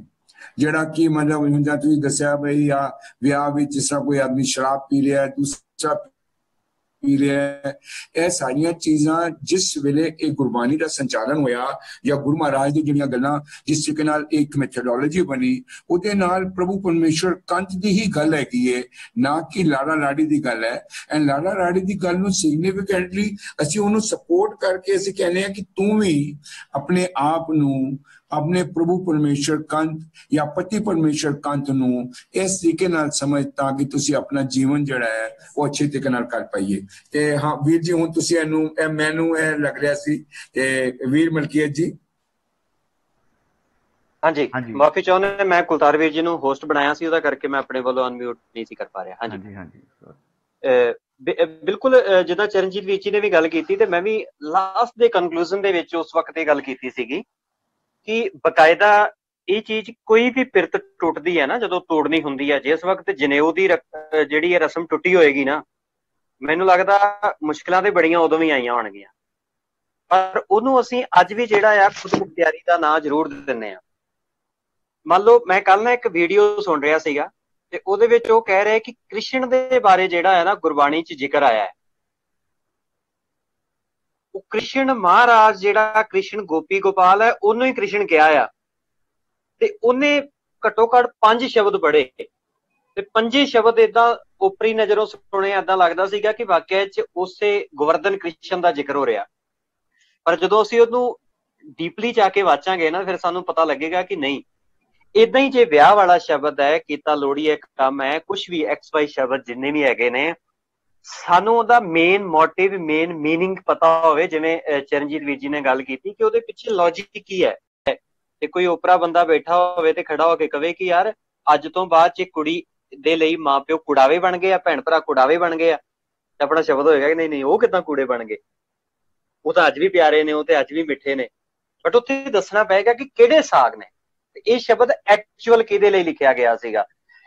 ਏਦਾਂ ਇੱਕ ਨਹੀਂ, ਇਹ ਤਾਂ ਅੱਗੇ ਅੱਗੇ ਜਦੋਂ ਆਪਾਂ ਪੜਾਂਗੇ ਨਾ ਗੁਰਬਾਣੀ ਦੇ, ਆਪਾਂ ਮਰਗ ਵਾਲੇ ਸ਼ਬਦ ਵੇਖਾਂਗੇ ਜਾਂ ਹੋਰ ਬੜੇ ਸ਼ਬਦ ਅੱਗੇ ਜਾਵਾਂਗੇ, ਤੇ ਸਾਨੂੰ ਵਾਕਿਆ ਭੁਲੇਖਾ ਲੱਗੇਗਾ ਕਿ ਅਸੀਂ ਸਾਰਾ ਕੁਛ ਦੂਜੇ ਲੋਕਾਂ ਵਾਲਾ ਇਕੱਠਾ ਕਰ ਲਿਆ ਆਪਣੇ ਨਾਲ। ਸ਼ਬਦ ਪੜ੍ਹਨਾ ਮਾੜੀ ਗੱਲ ਨਹੀਂ ਹੈ, ਸ਼ਬਦ ਪੜ੍ਹੋ, ਰੱਜ ਰੱਜ ਕੇ ਪੜ੍ਹੋ। ਹੁਣ ਉਹ 'ਚ ਸ਼ਬਦ ਸੀਗਾ ਜਦੋਂ ਤੁਸੀਂ ਵਿਖਾ ਰਹੇ ਸੀ ਕਾਹਨ ਸਿੰਘ ਨਾਭਾ ਦਾ, ਮੈਂ ਅੱਜ ਘੱਟੋ ਘੱਟ 2 ਘੰਟੇ ਮੈਂ ਉਹਨੂੰ ਵਾਚਿਆ ਆ, ਕਾਹਨ ਸਿੰਘ ਨਾਭਾ ਦੇ ਗੁਰਮਤਿ ਮਾਰਤੰਡ ਨੂੰ। ਉਹਦੇ ਵਿੱਚ ਉਹਨਾਂ ਨੇ ਇੱਕ ਸ਼ਬਦ ਦਾ ਜ਼ਿਕਰ ਕੀਤਾ ਸੀਗਾ, ਕੱਦ ਕਸੀਦਾ ਪਹਿਰੇ ਚੋੜੀ ਤਾਂ ਤੂੰ ਜਾਣੇ ਨਾਰੀ। ਹੁਣ ਜੇ ਮੰਨ ਲਓ ਕਿ ਸਾਰੇ ਆਨੰਦ ਕਾਰਜ ਨੂੰ ਉਹਦੇ ਸਿਨਾਰੀਓ 'ਚ ਵੇਖਿਆ ਜਾਵੇ, ਉਹਦੇ ਸੰਦਰਭ 'ਚ ਵੇਖਿਆ ਜਾਵੇ, ਤੇ ਫਿਰ ਸਾਰੇ ਸ਼ਬਦਾਂ ਦੀ ਵਿਆਖਿਆ ਜਦੋਂ ਅਸੀਂ ਕਰਾਂਗੇ, ਫਿਰ ਉਹਦੇ ਮੀਨਿੰਗ ਬਦਲ ਜਾਣਗੇ, ਫਿਰ ਉਹਦੇ ਅਰਥ ਬਦਲ ਜਾਣਗੇ, ਫਿਰ ਉਹਦੇ ਭਾਵ ਅਰਥ ਬਦਲ ਜਾਣਗੇ, ਫਿਰ ਉੱਥੇ ਪੜ੍ਹਿਆ ਜਾਣ ਵਾਲਾ ਜਿਹੜਾ ਮਾਹੌਲ ਹੈ ਉਹ ਬਦਲ ਜਾਏਗਾ। ਕਿਸੇ ਵੀ ਰੀਤ ਨੂੰ ਛੱਡਣ ਦੇ ਲਈ ਸਮਾਂ ਜ਼ਰੂਰ ਲੱਗਦਾ ਆ, ਤੇ ਕੋਸ਼ਿਸ਼ ਸਾਡੀ ਇਹ ਹੋਣੀ ਚਾਹੀਦੀ ਹੈ ਕਿ ਅਸੀਂ ਲਾਵਾਂ ਤੇ ਜਾ ਰਹੇ ਹਾਂ ਤੇ ਅਸੀਂ ਪ੍ਰੈਪਰੇਸ਼ਨ ਕਰੀਏ। ਲੜਕੀ ਦੀ ਪਹਿਲਾਂ ਪ੍ਰੈਪਰੇਸ਼ਨ ਹੋਵੇ ਕਿ ਬੇਟਾ ਆਹ ਸ਼ਬਦ ਨੇ, ਆਹ ਗੱਲ ਹੈ। ਆਪਾਂ ਲਾਵਾਂ ਦੀ ਜਿੱਦਣ ਵਿਆਖਿਆ ਕਰਾਂਗੇ, ਤੁਸੀਂ ਬੜਿਆਂ ਨੂੰ, ਮੈਂ ਕਈ ਵਾਰ ਲਾਵਾਂ ਦੀ ਵਿਆਖਿਆ ਕਰਨ ਜਾਈਦਾ ਆ ਆਨੰਦ ਕਾਰਜਾਂ ਦੇ ਉੱਤੇ, ਤੇ ਮੈਂ ਪੁੱਛਦਾ ਹੁੰਦਾ ਹੈ ਕਿ ਬੱਚੇ ਜਿਹੜੀਆਂ ਲਾਵਾਂ ਪੜ੍ਹੀਆਂ ਜਾ ਰਹੀਆਂ ਨੇ, ਇਹ ਕਿਹੜੇ ਰਾਗ ਚ ਨੇ ਨਹੀਂ ਪਤਾ, ਕਿਹੜੇ ਗੁਰੂ ਸਾਹਿਬ ਦੀਆਂ ਨਹੀਂ ਪਤਾ। ਤੇ ਬਹੁਤੇ ਸਿੱਖਾਂ ਨੂੰ ਇਹ ਵੀ ਨਹੀਂ ਪਤਾ ਹੁੰਦਾ ਕਿ ਇਹ ਲਾਵਾਂ ਸਿਰਲੇਖ ਹੇਠ ਹੈ ਬਾਣੀ ਕੋਈ, ਸ਼ੰਤ ਸਿਰਲੇਖ ਹੇਠ, ਬਹੁਤਿਆਂ ਨੂੰ ਇਹ ਵੀ ਨਹੀਂ ਪਤਾ। ਅਸੀਂ ਦੱਸਦੇ ਜਾਈਏ। ਤੇ ਮੈਂ ਪਹਿਲਾਂ ਵੀ ਜ਼ਿਕਰ ਕੀਤਾ ਸੀ ਕਿ ਬਾਣੀ ਮੇਰੀ ਇੰਡੀਵਿਜੂਅਲੀ ਹੈ, ਮੈਂ ਸਾਰੀ ਜ਼ਿੰਦਗੀ ਪੜ੍ਹਨੀ ਹੈ। ਮੰਨ ਲਓ ਜਿਸ ਦਿਨ ਸਾਡੇ ਘਰ ਮਰਗ ਦਾ ਭੋਗ ਪਾਇਆ ਆ ਤੇ ਉਦਣ ਵੀ ਲਾਵਾਂ ਪੜ੍ਹ ਕੇ ਜਾਣੀਆਂ ਨੇ, 713 ਅੰਗ ਉਦਣ ਵੀ ਪੜ੍ਹੇ ਜਾਣੇ ਨੇ। ਜਿੱਦਣ ਮੱਧ ਲੱਗਣਾ ਆ ਨਾ ਮਰਗ ਦੇ ਭੋਗ ਦਾ, ਤੇ ਉਦਣ ਵੀ ਭਾਵੇਂ ਕਿ ਮੱਧ ਦੀ ਰਸਮ ਨਹੀਂ ਹੈ ਸਾਡੇ ਚ, ਲਾਈ ਜਾਂਦੀ ਹੈ। ਉਸ ਦਿਨ ਅਗਲੇ ਦਿਨ ਦੁਪਹਿਰੇ ਜਿਹੜਾ 773 ਅੰਗ ਹੈ ਉਹ ਪੜ੍ਹਿਆ ਜਾਣਾ ਹੈ 11-12 ਵਜੇ ਤੇ ਲੱਗ ਕੇ ਬੰਨੇ, ਛੱਡ ਨਹੀਂ ਸਕਦੇ। ਏਦਾਂ ਹੀ ਜਦੋਂ ਆਨੰਦ ਕਾਰਜ ਦਾ ਆ ਤੇ ਜਿਹੜੇ ਸ਼ਬਦ ਅਸੀਂ ਮਰਗ ਦੇ ਵਿੱਚ ਪੜ੍ਹਦੇ ਹਾਂ, ਬਾਣੀ ਸੀ ਮੇਰੇ ਇੰਡੀਵਿਜੂਅਲੀ ਆਪਣੇ ਜੀਵਨ ਨੂੰ ਸਵਾਰਨ ਲਈ, ਪਰਸਨਲੀ ਪੜ੍ਹਨ ਦੇ ਲਈ, ਨਾ ਕਿ ਸਿਰਫ ਵਿਆਹਾਂ ਸ਼ਾਦੀਆਂ ਦੇ ਉੱਤੇ ਪੜ੍ਹਨ ਲਈ, ਤੇ ਨਾ ਕਿ ਸਿਰਫ ਵਿਆਹਾਂ ਸ਼ਾਦੀਆਂ ਦੇ ਉੱਤੇ ਗਾਇਨ ਕਰਨ ਦੇ ਲਈ। ਗਾਈਆਂ ਜਾਣ, ਪੜ੍ਹੀਆਂ ਜਾਣ, ਸਮਝਾਇਆ ਜਾਏ, ਵਿਖਿਆਨ ਕੀਤਾ ਜਾਏ, ਲੋਕਾਂ ਨੂੰ ਉਹ ਤੋਂ ਮੋਟੀਵੇਟ ਕੀਤਾ ਜਾਏ, ਪ੍ਰੇਰਿਤ ਕੀਤਾ ਜਾਏ, ਦੈਟ ਇਜ਼ ਗੁੱਡ ਥਿੰਗ।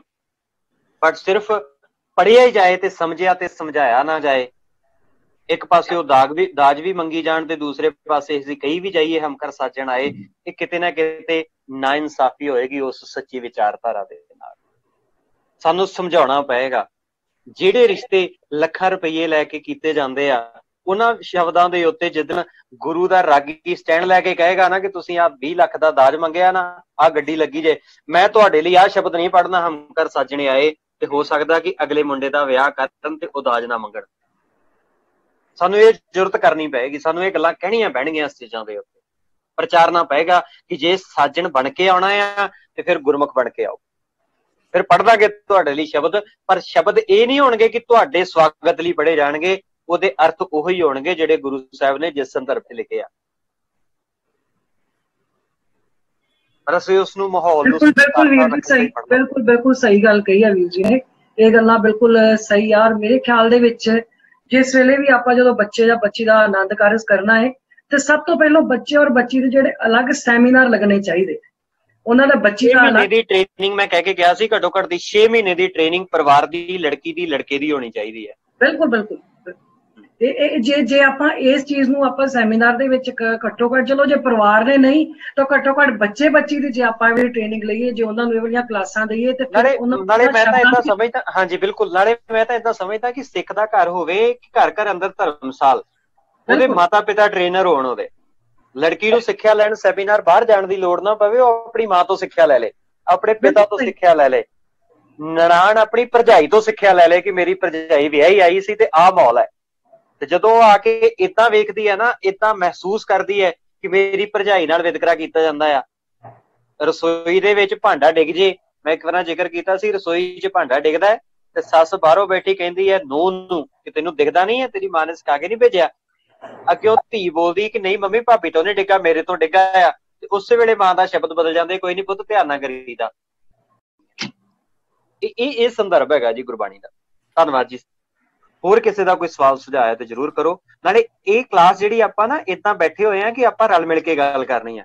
ਮੈਂ ਠੀਕ, ਕੋਈ ਗਲਤ, ਕੋਈ ਨਹੀਂ, ਇਹ ਨਹੀਂ, ਸਾਰਿਆਂ ਦਾ ਆਪਣਾ ਆਪੋ ਆਪਣਾ ਵਿਚਾਰ ਹੈ, ਆਪੋ ਆਪਣੀ ਮੈਂਟੈਲਿਟੀ ਹੈ, ਆਪਾਂ ਆਪਣੇ ਤਰੀਕੇ ਨਾਲ ਸਮਝਣਾ ਆ। ਹਾਂਜੀ ਧੰਨਵਾਦ ਜੀ। ਹੋਰ ਕਿਸੇ ਦਾ ਕੋਈ ਸਵਾਲ ਹੋਵੇ ਤਾਂ ਕਰ ਲਓ ਜੀ। ਮੇਰਾ ਸਵਾਲ ਹੈਗਾ ਇੱਕ। ਜੀ can you hear me?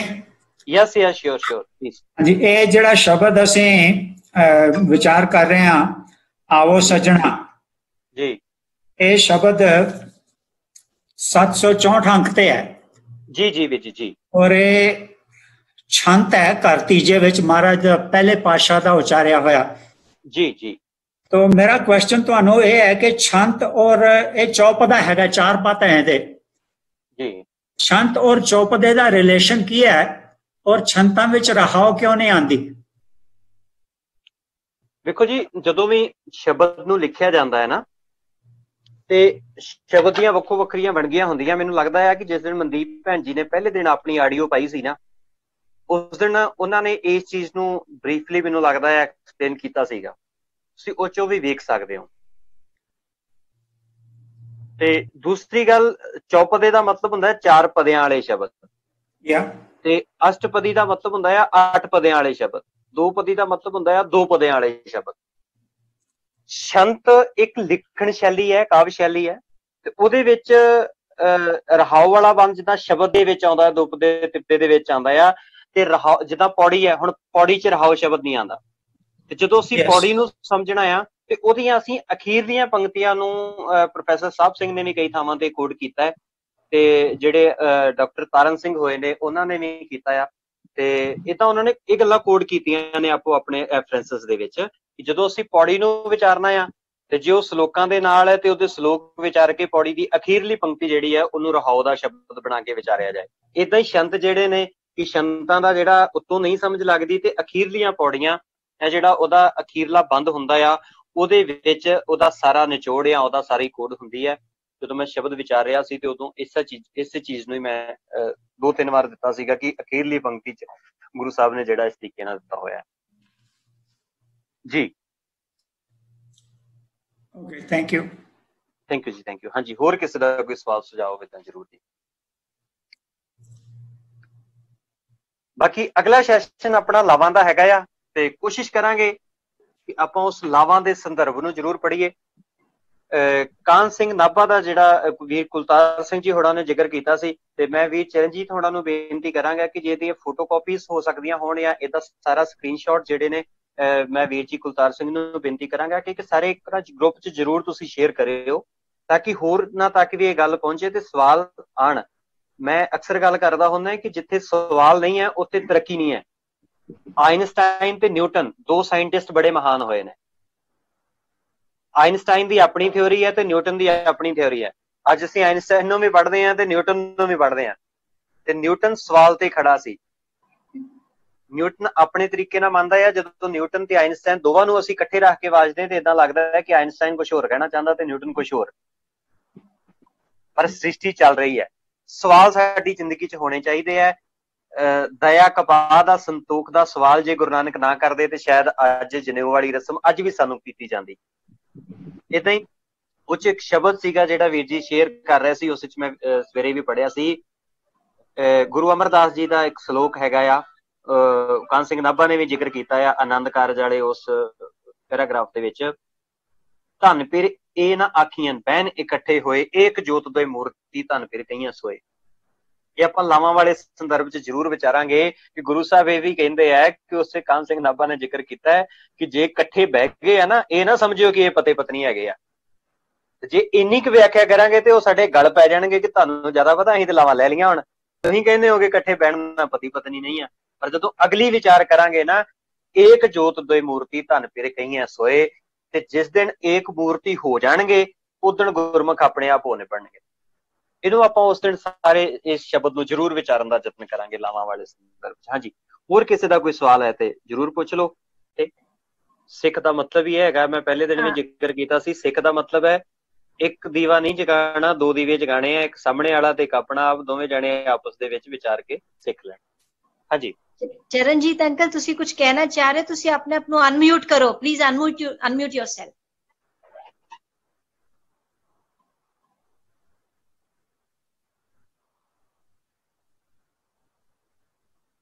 Please unmute yourself. ਹਾਂਜੀ ਚਰਨਜੀਤ ਵੀਰ ਜੀ, ਮੈਂ ਆਪਣੇ ਵੱਲੋਂ ਕਰ ਦਿੱਤਾ ਹੈ ਤੁਹਾਨੂੰ ਅਨਮਿਊਟ। हाँ उन ठीक है। हाँ जी बिल्कुल, मेरी आवाज आ रही है जी? जी आ रही है जी, आ रही है। मैं बहुत बहुत धन्यवाद। And definitely pros and corns and everything ਦੋਨੋਂ ਵਿੱਚ ਪਹਿਲੂ ਦੇ ਵਿੱਚ ਜਦੋਂ ਅਸੀਂ ਉਹਨੂੰ ਸਮਝਾਂਗੇ ਕਰਾਂਗੇ ਤੇ ਡੈਫੀਨੇਟਲੀ ਕੁਝ ਸਾਡੇ ਮਨ ਵਿੱਚ ਦੁਬਿਧਾ ਵੀ ਆਣਗੀਆਂ ਕਿ ਹੋਰ ਪਰੇਸ਼ਾਨੀਆਂ ਆਣਗੀਆਂ, but ultimately definitely these confusions are to be removed to come to a conclusion, and that is what a Gurbani Vichar is all about. Very right ਮਲਕੀਅਤ ਜੀ, ਮੈਂ ਰਿਕੁਐਸਟ ਕਰਾਂਗਾ ਆਪਣੇ ਵੀਰ ਸੁਰਨਜੀਤ ਸਿੰਘ ਜੀ, ਉਹਨਾਂ ਦਾ ਜਿਹੜਾ ਹੁਣ ਪਰਸੋਂ ਦਾ ਸੈਟਰਡੇ ਦਾ ਪ੍ਰੋਗਰਾਮ ਹੈਗਾ ਉਹ ਥੋੜਾ ਜਿਹਾ ਬਰੀਫ ਕਰ ਦੇਣ ਔਰ ਉਹਨਾਂ ਨੂੰ ਅਨਮਿਊਟ ਕਰ ਦਿਓ ਸੁਰਨਜੀਤ ਸਿੰਘ ਜੀ ਨੂੰ, ਤਾਂ ਰੋਲ ਮਾਈਂਡਸ ਵਾਲੇ ਤੇ ਸਾਨੂੰ ਅਗਲੀ ਕਲਾਸ ਦਾ ਪਤਾ ਲੱਗ ਜਾਏ ਔਰ ਅਸੀਂ ਉਹਨੂੰ ਕੰਟੀਨਿਊ ਕਰਾਂਗੇ। ਤੇ ਇਹ ਜਿਹੜੀ ਵਾਤਾਵਰਨ ਬਣਾ ਰਹੇ ਆ ਇਹਦੇ ਲੈਟਸ ਸੀ ਦੈਟ ਆਸਤਾ ਥਿੰਗਸ ਵਿਲ ਗੈਟ ਸਟੇਬਲਾਈਜ਼। ਮਨ ਦੀਆਂ ਕਈ ਚੀਜ਼ਾਂ ਹੈਗੀਆਂ ਲੇਕਿਨ ਸਲੋਲੀ ਐਂਡ ਸਲੋਲੀ ਜਿਸ ਤਰ੍ਹਾਂ ਅਸੀਂ ਅੱਗੇ ਵਧਾਂਗੇ ਤੇ ਸਾਡੇ ਆਪਣੇ ਆਪ ਮਨ ਦੇ ਭਰਮ ਭੁਲੇਖੇ ਦੂਰ ਹੋ ਪਾਣਗੇ। ਤੇ ਇਸ ਵਾਸਤੇ let us not make a haste will be a waste. ਤੇ ਇਸ ਵਾਸਤੇ ਅਸੀਂ ਥੋੜਾ ਆਰਾਮ ਦੇ ਨਾਲ ਚੱਲ ਕੇ, ਸਹਿਜ ਨਾਲ ਚੱਲ ਕੇ ਇਸ ਚੀਜ਼ ਨੂੰ ਅੱਗੇ ਲਵਾਂਗੇ, ਇੱਕ ਦੂਜੇ ਨੂੰ ਸਮਝਾਂਗੇ ਤੇ ਅਸੀਂ ਆਪਣਾ ਮਾਰਗ ਦਰਸ਼ਨ ਬਣਾਵਾਂਗੇ। ਵੀਰ ਸੁਰਨਜੀਤ ਸਿੰਘ ਜੀ ਪਲੀਜ਼ ਤੁਸੀਂ ਆਪਣਾ ਚਾਨਣ ਪਾਓ ਤਾਂ ਕਿ ਅਗਲੀ ਕਲਾਸ ਜਿਹੜੀ ਹੈ ਉਹਦੇ ਬਾਰੇ ਸੰਗਤ ਨੂੰ ਪਤਾ ਲੱਗ ਸਕੇ। ਵਾਹਿਗੁਰੂ ਜੀ ਕਾ ਖਾਲਸਾ, ਵਾਹਿਗੁਰੂ ਜੀ ਕੀ ਫਤਿਹ। ਪਹਿਲੇ ਤੇ ਮੈਂ ਧੰਨਵਾਦ ਦੇਣਾ ਚਾਹਾਂਗਾ ਵੀਰ ਮਲਕੀਤ ਸਿੰਘ ਜੀ ਨੂੰ ਔਰ ਵੀਰ ਕੁਲਤਾਰ ਸਿੰਘ ਜੀ ਨੂੰ। ਇਹਨਾਂ ਨੇ ਅੱਜ ਦੇ ਸੈਸ਼ਨ ਨੂੰ ਮਤਲਬ ਕਿ ਇਤਨਾ ਉੱਚਾ ਚੁੱਕ ਦਿੱਤਾ ਕਿ ਇੱਕ ਵਾਰ ਤਾਂ ਲੱਗ ਰਿਹਾ ਸੀ ਜਿਵੇਂ ਸੈਸ਼ਨ ਹੁਣ ਖਤਮ ਨਹੀਂ ਹੋਣਾ ਚਾਹੀਦਾ, ਹੋਰ ਡੂੰਘਾਈ ਜਾਣ ਦੀ ਲੋੜ ਹੈ। ਤੇ ਮੈਂ ਬਹੁਤ ਬਹੁਤ ਧੰਨਵਾਦੀ ਹਾਂ। ਹੁਣ ਗੱਲ ਹੈ, ਅਸੀਂ ਜੋ ਸੈਸ਼ਨ ਪਰਸੋਂ ਸ਼ੁਰੂ ਕਰਨ ਜਾ ਰਹੇ ਹਾਂ ਉਹ ਇੱਕ ਤਰ੍ਹਾਂ ਦੀ ਪ੍ਰੈਜੈਂਟੇਸ਼ਨ ਸੀਰੀਜ਼ ਹੈ ਔਰ ਉਹ ਸੀਰੀਜ਼ ਬਣਾਈ ਗਈ ਸੀ ਉਹਨਾਂ ਯੰਗ ਬੱਚਿਆਂ ਦੇ ਲਈ ਜਿਹੜੇ ਕਿ ਧਰਮ ਨੂੰ ਚੈਲੰਜ ਕਰਦੇ ਨੇ, ਜਿਹੜੇ ਕਹਿੰਦੇ ਨੇ ਇਹਨਾਂ ਗੱਲਾਂ ਵਿੱਚ ਕੁਝ ਵੀ ਨਹੀਂ ਰੱਖਿਆ ਹੋਇਆ, ਜਿਹੜੇ ਈਵਨ ਐਗਨੋਸਟਿਕਸ ਵੀ ਨੇ, ਅਥੀਸਟ ਵੀ ਨੇ, ਰੱਬ ਨੂੰ ਵੀ ਨਹੀਂ ਮੰਨਦੇ। ਔਰ ਉਹ ਅਸੀਂ ਸਾਰੇ ਟੌਪਿਕ, ਜਿਵੇਂ ਕਿ ਮੈਂ ਪਹਿਲੇ ਵੀ ਕਿਹਾ ਸੀ, ਅਸੀਂ ਸਾਰੇ ਇਕੱਠੇ ਕਰਕੇ ਉਹਨਾਂ ਨੂੰ ਅਸੀਂ ਮੋਡਿਊਲਸ ਦੀ ਸ਼ੇਪ ਦਿੱਤੀ ਔਰ ਉਹਨਾਂ ਮੋਡਿਊਲਸ 12 ਮੋਡਿਊਲਸ ਨੂੰ ਅਸੀਂ ਇੱਕ ਇੱਕ ਕਰਕੇ ਦੁਬਾਰਾ ਪ੍ਰੈਜ਼ੈਂਟ ਕੀਤਾ ਤੇ ਉਹਨਾਂ ਹੀ ਬੱਚਿਆਂ ਨੇ ਐਕਸੈਪਟ ਕੀਤਾ ਕਿ ਹਾਂ ਸਾਨੂੰ ਇਹ ਸਭ ਗੱਲਾਂ ਤੇ ਪਤਾ ਹੋਣੀਆਂ ਚਾਹੀਦੀਆਂ ਸੀ। ਇਸ ਸਾਰੇ ਦੇ ਵਿੱਚ ਸਾਡਾ ਇੱਕ ਖਿਆਲ ਇਹ ਰੱਖਿਆ ਗਿਆ ਕਿ ਅਸੀਂ ਕਿਤੇ ਵੀ ਇਹ ਨਾ ਲੱਗੇ ਕਿ ਗੁਰਬਾਣੀ ਕੋਈ ਕਿਤੇ ਆਪਣੇ ਆਪ 'ਚ ਕੰਟਰਾਡਿਕਟ ਕਰ ਜਾਂਦੀ ਹੈ। ਤੇ ਅਸੀਂ ਉਸ ਐਸਪੈਕਟ ਨੂੰ ਅੱਗੇ ਰੱਖਦੇ ਹੋਏ ਕਿ ਗੁਰਬਾਣੀ ਦੀ ਇਕਸਾਰਤਾ ਸਾਨੂੰ ਨਜ਼ਰ ਆਉਣੀ ਚਾਹੀਦੀ ਕਿ ਮੋਡਿਊਲ 1 ਤੋਂ ਮੋਡਿਊਲ 12 ਤੱਕ ਇੱਕ ਐਸਾ ਫਲੋ ਚੱਲੇ ਕਿ ਜਿਹਦੇ ਵਿੱਚ ਸਾਰਿਆਂ ਦਾ ਆਪਸ ਵਿੱਚ ਵੀ ਲਿੰਕ ਹੋਏ। ਤੇ ਜੋ ਸਾਡਾ ਸਭ ਤੋਂ ਪਹਿਲਾ ਮੋਡਿਊਲ ਹੈ ਉਹ ਹੈ ਮਾਨਸ ਜਨਮ ਦੁਰਲੰਭ ਹੈ। ਤੇ ਇਹ ਕਿਉਂਕਿ ਸਾਡੀ ਪੂਰੀ ਦੀ ਪੂਰੀ ਚੀਜ਼ ਥੋੜੇ ਮਾਡਰਨ ਕਨਸੈਪਟਸ ਨਾਲ ਚੱਲਦੀ ਹੈ ਤੇ ਅਸੀਂ ਦੇ ਵਿੱਚ ਜੋ ਸਾਇੰਟਿਸਟ ਵਿਊ ਹੈ, ਜੋ ਰੀਸੈਂਟ ਡਿਸਕਵਰੀਜ਼ ਹੋਈਆਂ ਨੇ ਔਰ ਜੋ ਗੁਰਬਾਣੀ ਦੇ ਵਿਊਜ਼ ਹੈ, ਉਹ ਅਸੀਂ ਨਾਲ ਨਾਲ ਲੈ ਕੇ ਚੱਲਦੇ ਹਾਂ ਔਰ ਅਸੀਂ ਪ੍ਰੂਵ ਕਰਨ ਦੀ, ਗੁਰਬਾਣੀ ਦੇ ਆਧਾਰ ਤੇ ਪ੍ਰੂਵ ਕਰਨ ਦੀ ਕੋਸ਼ਿਸ਼ ਕੀਤੀ ਹੈ ਕਿ ਮਾਨਸ ਜਨਮ ਕਿਤਨਾ ਕੁ ਦੁਰਲੰਭ ਹੈ। ਅਸੀਂ ਕਿਤੇ ਨਾ ਕਿਤੇ ਉਹਨੂੰ ਥੋੜਾ ਟੈਂਜੀਬਲ ਬਣਾਉਣ ਦੀ ਕੋਸ਼ਿਸ਼ ਕੀਤੀ ਹੈ ਔਰ ਗੁਰਬਾਣੀ ਕਿਤੇ ਅੱਗੇ ਚੱਲ ਕੇ ਆਪਣੇ ਆਪ ਹੀ ਸਮਝ ਆਉਣਾ ਸ਼ੁਰੂ ਹੋ ਜਾਂਦਾ ਕਿ ਗੁਰਬਾਣੀ ਤੇ ਬਹੁਤ ਅੱਗੇ ਚੱਲ ਰਹੀ ਹੈ, ਅਸੀਂ ਤੇ ਬਹੁਤ ਪਿੱਛੇ ਰਹਿ ਗਏ। ਮਤਲਬ ਸਾਇੰਸ ਜਿਹੜੀ ਹੈ ਜੇ ਉਹਨੂੰ ਬਹੁਤ ਬਹੁਤ ਟਾਈਮ ਲੱਗੇਗਾ ਕਿ ਗੁਰਬਾਣੀ ਦਾ ਈਵਨ ਫ੍ਰੈਕਸ਼ਨ ਵੀ ਅਗਰ ਉਹ ਸਮਝ ਪਾਣ। ਤਾਂ ਉਹ ਸਭ ਫੈਕਟਸ ਨੂੰ ਸਾਹਮਣੇ ਰੱਖਦੇ ਹੋਏ ਅਸੀਂ ਪਹਿਲਾ ਸੈਸ਼ਨ ਸ਼ੁਰੂ ਕਰਨ ਜਾ ਰਹੇ ਹਾਂ। ਮਾਨਸ ਜਨਮ ਦੁਰਲੰਭ ਹੈ, ਉਹਦੀਆਂ ਹੋਰ ਡਿਟੇਲਸ ਭੇਜਾਂਗੇ। ਮੀਨਵੇਲ ਮੈਂ ਇੱਕ ਛੋਟੀ ਜੀ 3 ਮਿੰਟ ਦੀ ਇੰਟਰੋਡਕਟਰੀ ਵੀਡੀਓ ਹੈ ਉਹ ਵੀ ਭੇਜ ਦਿਆਂਗਾ, ਜਿਹੜੀ ਕੱਲ ਜੋ ਵੀ ਦੇਖਣਾ ਚਾਹੁੰਦੇ ਨੂੰ ਦੇਖ ਕੇ ਪਤਾ ਲੱਗੇਗਾ ਕਿ ਸਾਡੀ ਅਪਰੋਚ ਕੀ ਸੀ। ਤੇ ਮੈਂ ਕੋਈ ਗੁਣੀ ਗਿਆਨੀ ਨਹੀਂ, ਅੱਛੀ ਜ਼ਰੂਰ ਹੈ ਰੈਫਰੈਂਸ ਦੇ ਲਈ ਅਸੀਂ ਕਾਨ ਸਿੰਘ ਨਾਭਾ ਜੀ ਨੂੰ ਵੀ ਪੜ੍ਹਿਆ ਹੈ ਔਰ ਪ੍ਰੋਫੈਸਰ ਸਾਹਿਬ ਸਿੰਘ ਜੀ ਨੂੰ ਵੀ ਪੜ੍ਹਿਆ, ਕੁਝ ਹੋਰ ਵੀ ਲੇਖ ਪੜ੍ਹਿਆ, ਜ਼ਰੂਰ ਪੜ੍ਹਿਆ, ਪਰ ਉਤਨੀ ਗਹਿਰਾਈ ਹੈ ਨਹੀਂ ਹੈ। ਪਰ ਇੱਕ ਜ਼ਰੂਰ ਚੀਜ਼ ਹੈ ਕਿ ਜੋ ਅਸੀਂ ਅੱਜ ਦੀ ਲੈਂਗੁਏਜ ਦੇ ਵਿੱਚ ਗੱਲ ਕਰਨ ਦੀ ਕੋਸ਼ਿਸ਼ ਕੀਤੀ ਹੈ ਕਿ ਬੱਚਿਆਂ ਨੂੰ ਅਪੀਲ ਕਰੇ ਔਰ ਯੰਗਸਟਰ ਨੂੰ ਸਪੈਸ਼ਲੀ ਜਿਹੜੇ ਚੈਲੰਜ ਕਰਦੇ ਨੇ, ਤੇ ਉਸ ਅਪਰੋਚ ਨਾਲ ਅਸੀਂ ਸਟਾਰਟ ਕਰਨ ਜਾ ਰਹੇ ਹਾਂ ਔਰ ਕਈਆਂ ਨੂੰ ਅੱਛਾ ਵੀ ਲੱਗੇ। ਔਰ ਕੋਸ਼ਿਸ਼ ਇਹ ਕਰੋ ਕਿ ਯੰਗ ਬੱਚਿਆਂ ਨੂੰ ਨਾਲ ਬੁਲਾਓ, ਉਹਨਾਂ ਨੂੰ ਜ਼ਰੂਰ ਇਹ ਪਤਾ ਹੋਣਾ ਚਾਹੀਦਾ। ਔਰ ਇੱਥੇ ਤੇ ਜਿਹੜੇ ਬੈਠੇ ਹੋ ਆਲਰੇਡੀ ਜੁੜੇ ਹੀ ਹੋਏ ਹੈ, ਪਰ ਸਾਡੀ ਜੋ ਕੋਸ਼ਿਸ਼ ਹੋਣੀ ਚਾਹੀਦੀ ਹੈ ਕਿ ਜਿਹੜੇ ਯੰਗਸਟਰਸ ਨਹੀਂ ਆ ਰਹੇ ਇਸ ਪਾਸੇ ਗੁਰਦੁਆਰੇ ਵੱਲ, ਉਹਨਾਂ ਨੂੰ ਇੱਕ ਵਾਰ ਜ਼ਰੂਰ ਦਿਖਾਇਆ ਜਾਏ ਕਿ ਗੁਰਬਾਣੀ ਕੀ ਹੈ। ਇਹਨਾਂ ਵਰਡਸ ਦੇ ਨਾਲ ਮੈਂ ਆਗਿਆ ਚਾਹੁੰਦਾ ਜੀ। ਵਾਹਿਗੁਰੂ ਜੀ ਕਾ ਖਾਲਸਾ, ਵਾਹਿਗੁਰੂ ਜੀ ਕੀ ਫਤਿਹ। ਫਤਿਹ ਜੀ ਫਤਿਹ।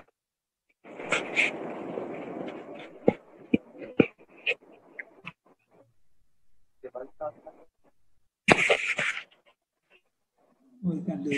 There is nothing for us to do.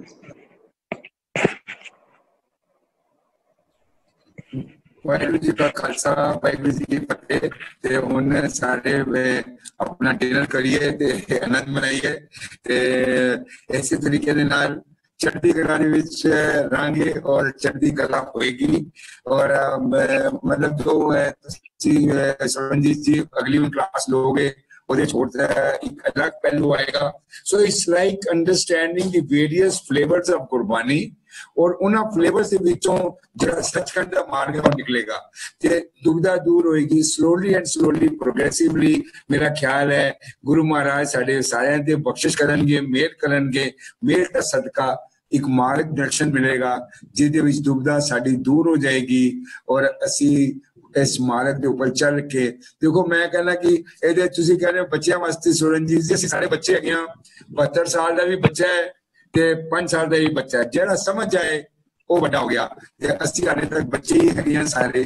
Waheguru ਮਿਹਰ ਕਰੇਗਾ, ਅਗਲੀ ਕਲਾਸ 'ਚ ਸਾਰੇ ਮਿਲਾਂਗੇ। ਬਹੁਤ ਬਹੁਤ ਧੰਨਵਾਦ। ਵਾਹਿਗੁਰੂ ਜੀ ਕਾ ਖਾਲਸਾ, ਵਾਹਿਗੁਰੂ ਜੀ ਕੀ ਫਤਿਹ।